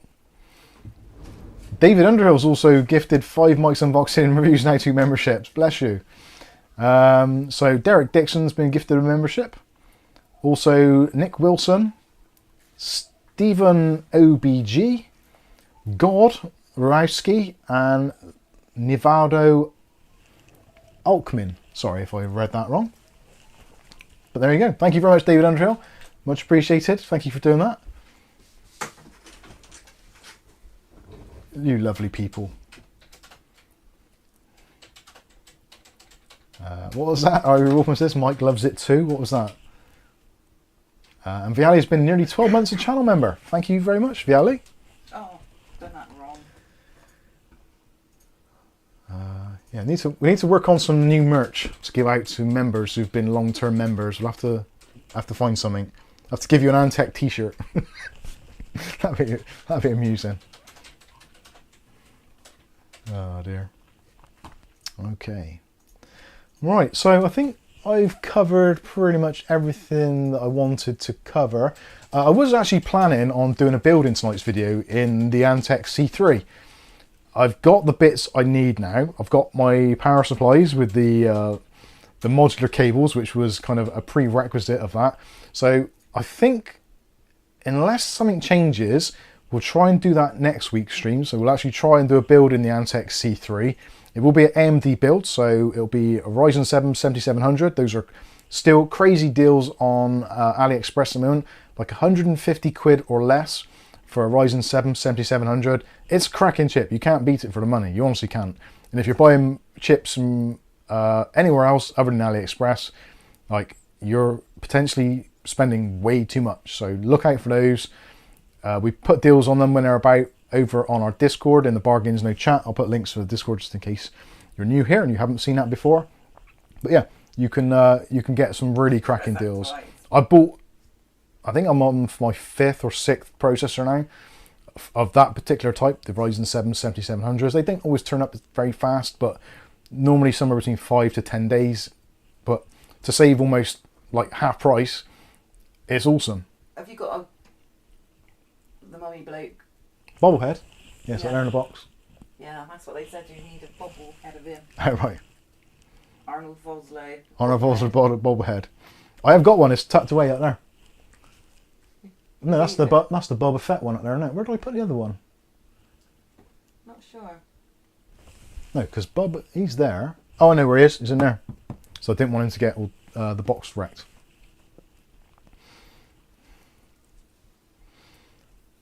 Skystalker says AliExpress not so great for Canadians in my experience. Oh, sorry to hear that. And Don wonders That sucks. if a member could win, get another month of membership for free.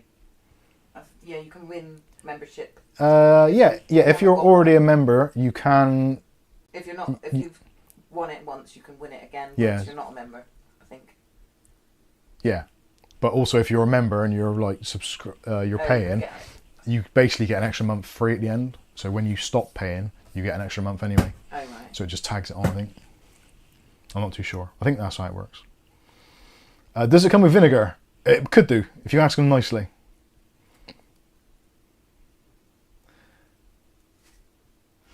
Yeah, Dom says, I was wondering if a member could win or get another month of membership for free. Yeah, so if you are already a member, but when someone's giving away memberships, you can, I'm pretty sure it can select someone who's a member already, and it just tags it onto the end. But it's very rare. I don't know, because I don't know how that would work. Or maybe members don't get included. I don't know. I'd have to investigate that. I'm not too sure. I was under the impression that if you did win it, you just get an extra month tagged on. So if you stop subscribing or stop being a member, you still get your extra month that you've won. But I don't think I've actually ever seen anybody who was already a member winning a membership. So maybe it is only for non-members. I don't know. It's a good question. I'll have to look into that. Yeah, I always just assumed it was that. Last Man Standing says AMD Ryzen 7700 AliExpress, £136.55. It's cracking. They're absolutely cracking. Can't go wrong. And also they're doing the 5600X. If you're looking for an older AM4 chip, they're doing those for 70 at the moment. And I think over here in the UK they're about 110. So yeah, pretty good saving there. Good stuff. Right, okay, I think that is pretty much it for tonight's stream. Sad that we've given you the news about Antec, but at least now we all know where we stand. And please don't badger them or pester them about it, what I've said tonight or previous stuff. Just let sleeping dogs lie. We've tried to be grown up and professional here, even though sometimes it's hard, but yeah, there will not be any kind of retaliation or anything like that from our side whatsoever.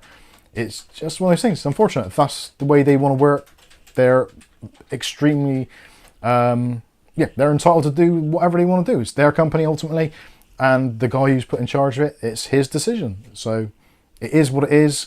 Again, if they don't want to send review units out to unboxing channels or this channel in particular, that's entirely their prerogative. I think personally they're missing out on potential customers and also some additional exposure. Like, we get quite a lot of views, so it could be beneficial to them. But again, it's entirely up to them how they want to work. It's yeah, whatever. Life goes on. We'll it's their loss, Mike, says John Dayson. The thing is, we will still see the occasional Antec case. Just I would have loved to have been able to get a constant supply, so we can keep on going through them, and when they get something new and exciting come out, we can be amongst the first to experience it. But we still probably can, it's just we're going to have to pay for it. And honestly, looking at their prices, their retail prices here in the UK, it's sometimes hard to like say, yeah, this is a great case and it's a great price.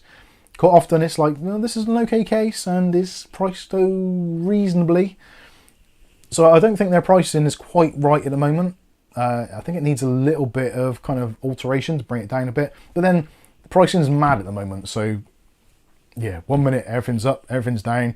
There's special offers on. We've just come out of kind of Black Friday, Christmas, Boxing sales, January sales, Valentine's sales. So we're getting to the point now where it'll start stabilising. So we'll get maybe the bank holiday sales, Easter possibly.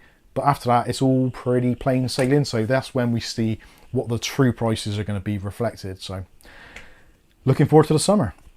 Anyway, hopefully you've enjoyed tonight's stream. If you have. Bob said thanks, Kath and Mark. Thanks, Kath and Mark. Nice one. If you want to help support the channel more than you do already, which I think you can do more, but if you want to, you can head over to premiumcdkeys.com/Mike's Unboxing, grab yourself some cheap license keys there. Looking around like £3 or €3 or $3 for a Windows 10 Pro key, which will activate Windows 10 Pro and Windows 11 Pro. Of course, if you want to, you can pick up your Mike's Unboxing mouse pad, get one like this or one of your choice. Hey, I don't care. Just use the affiliate links. We still get a bit of commission, and you get something to show for it.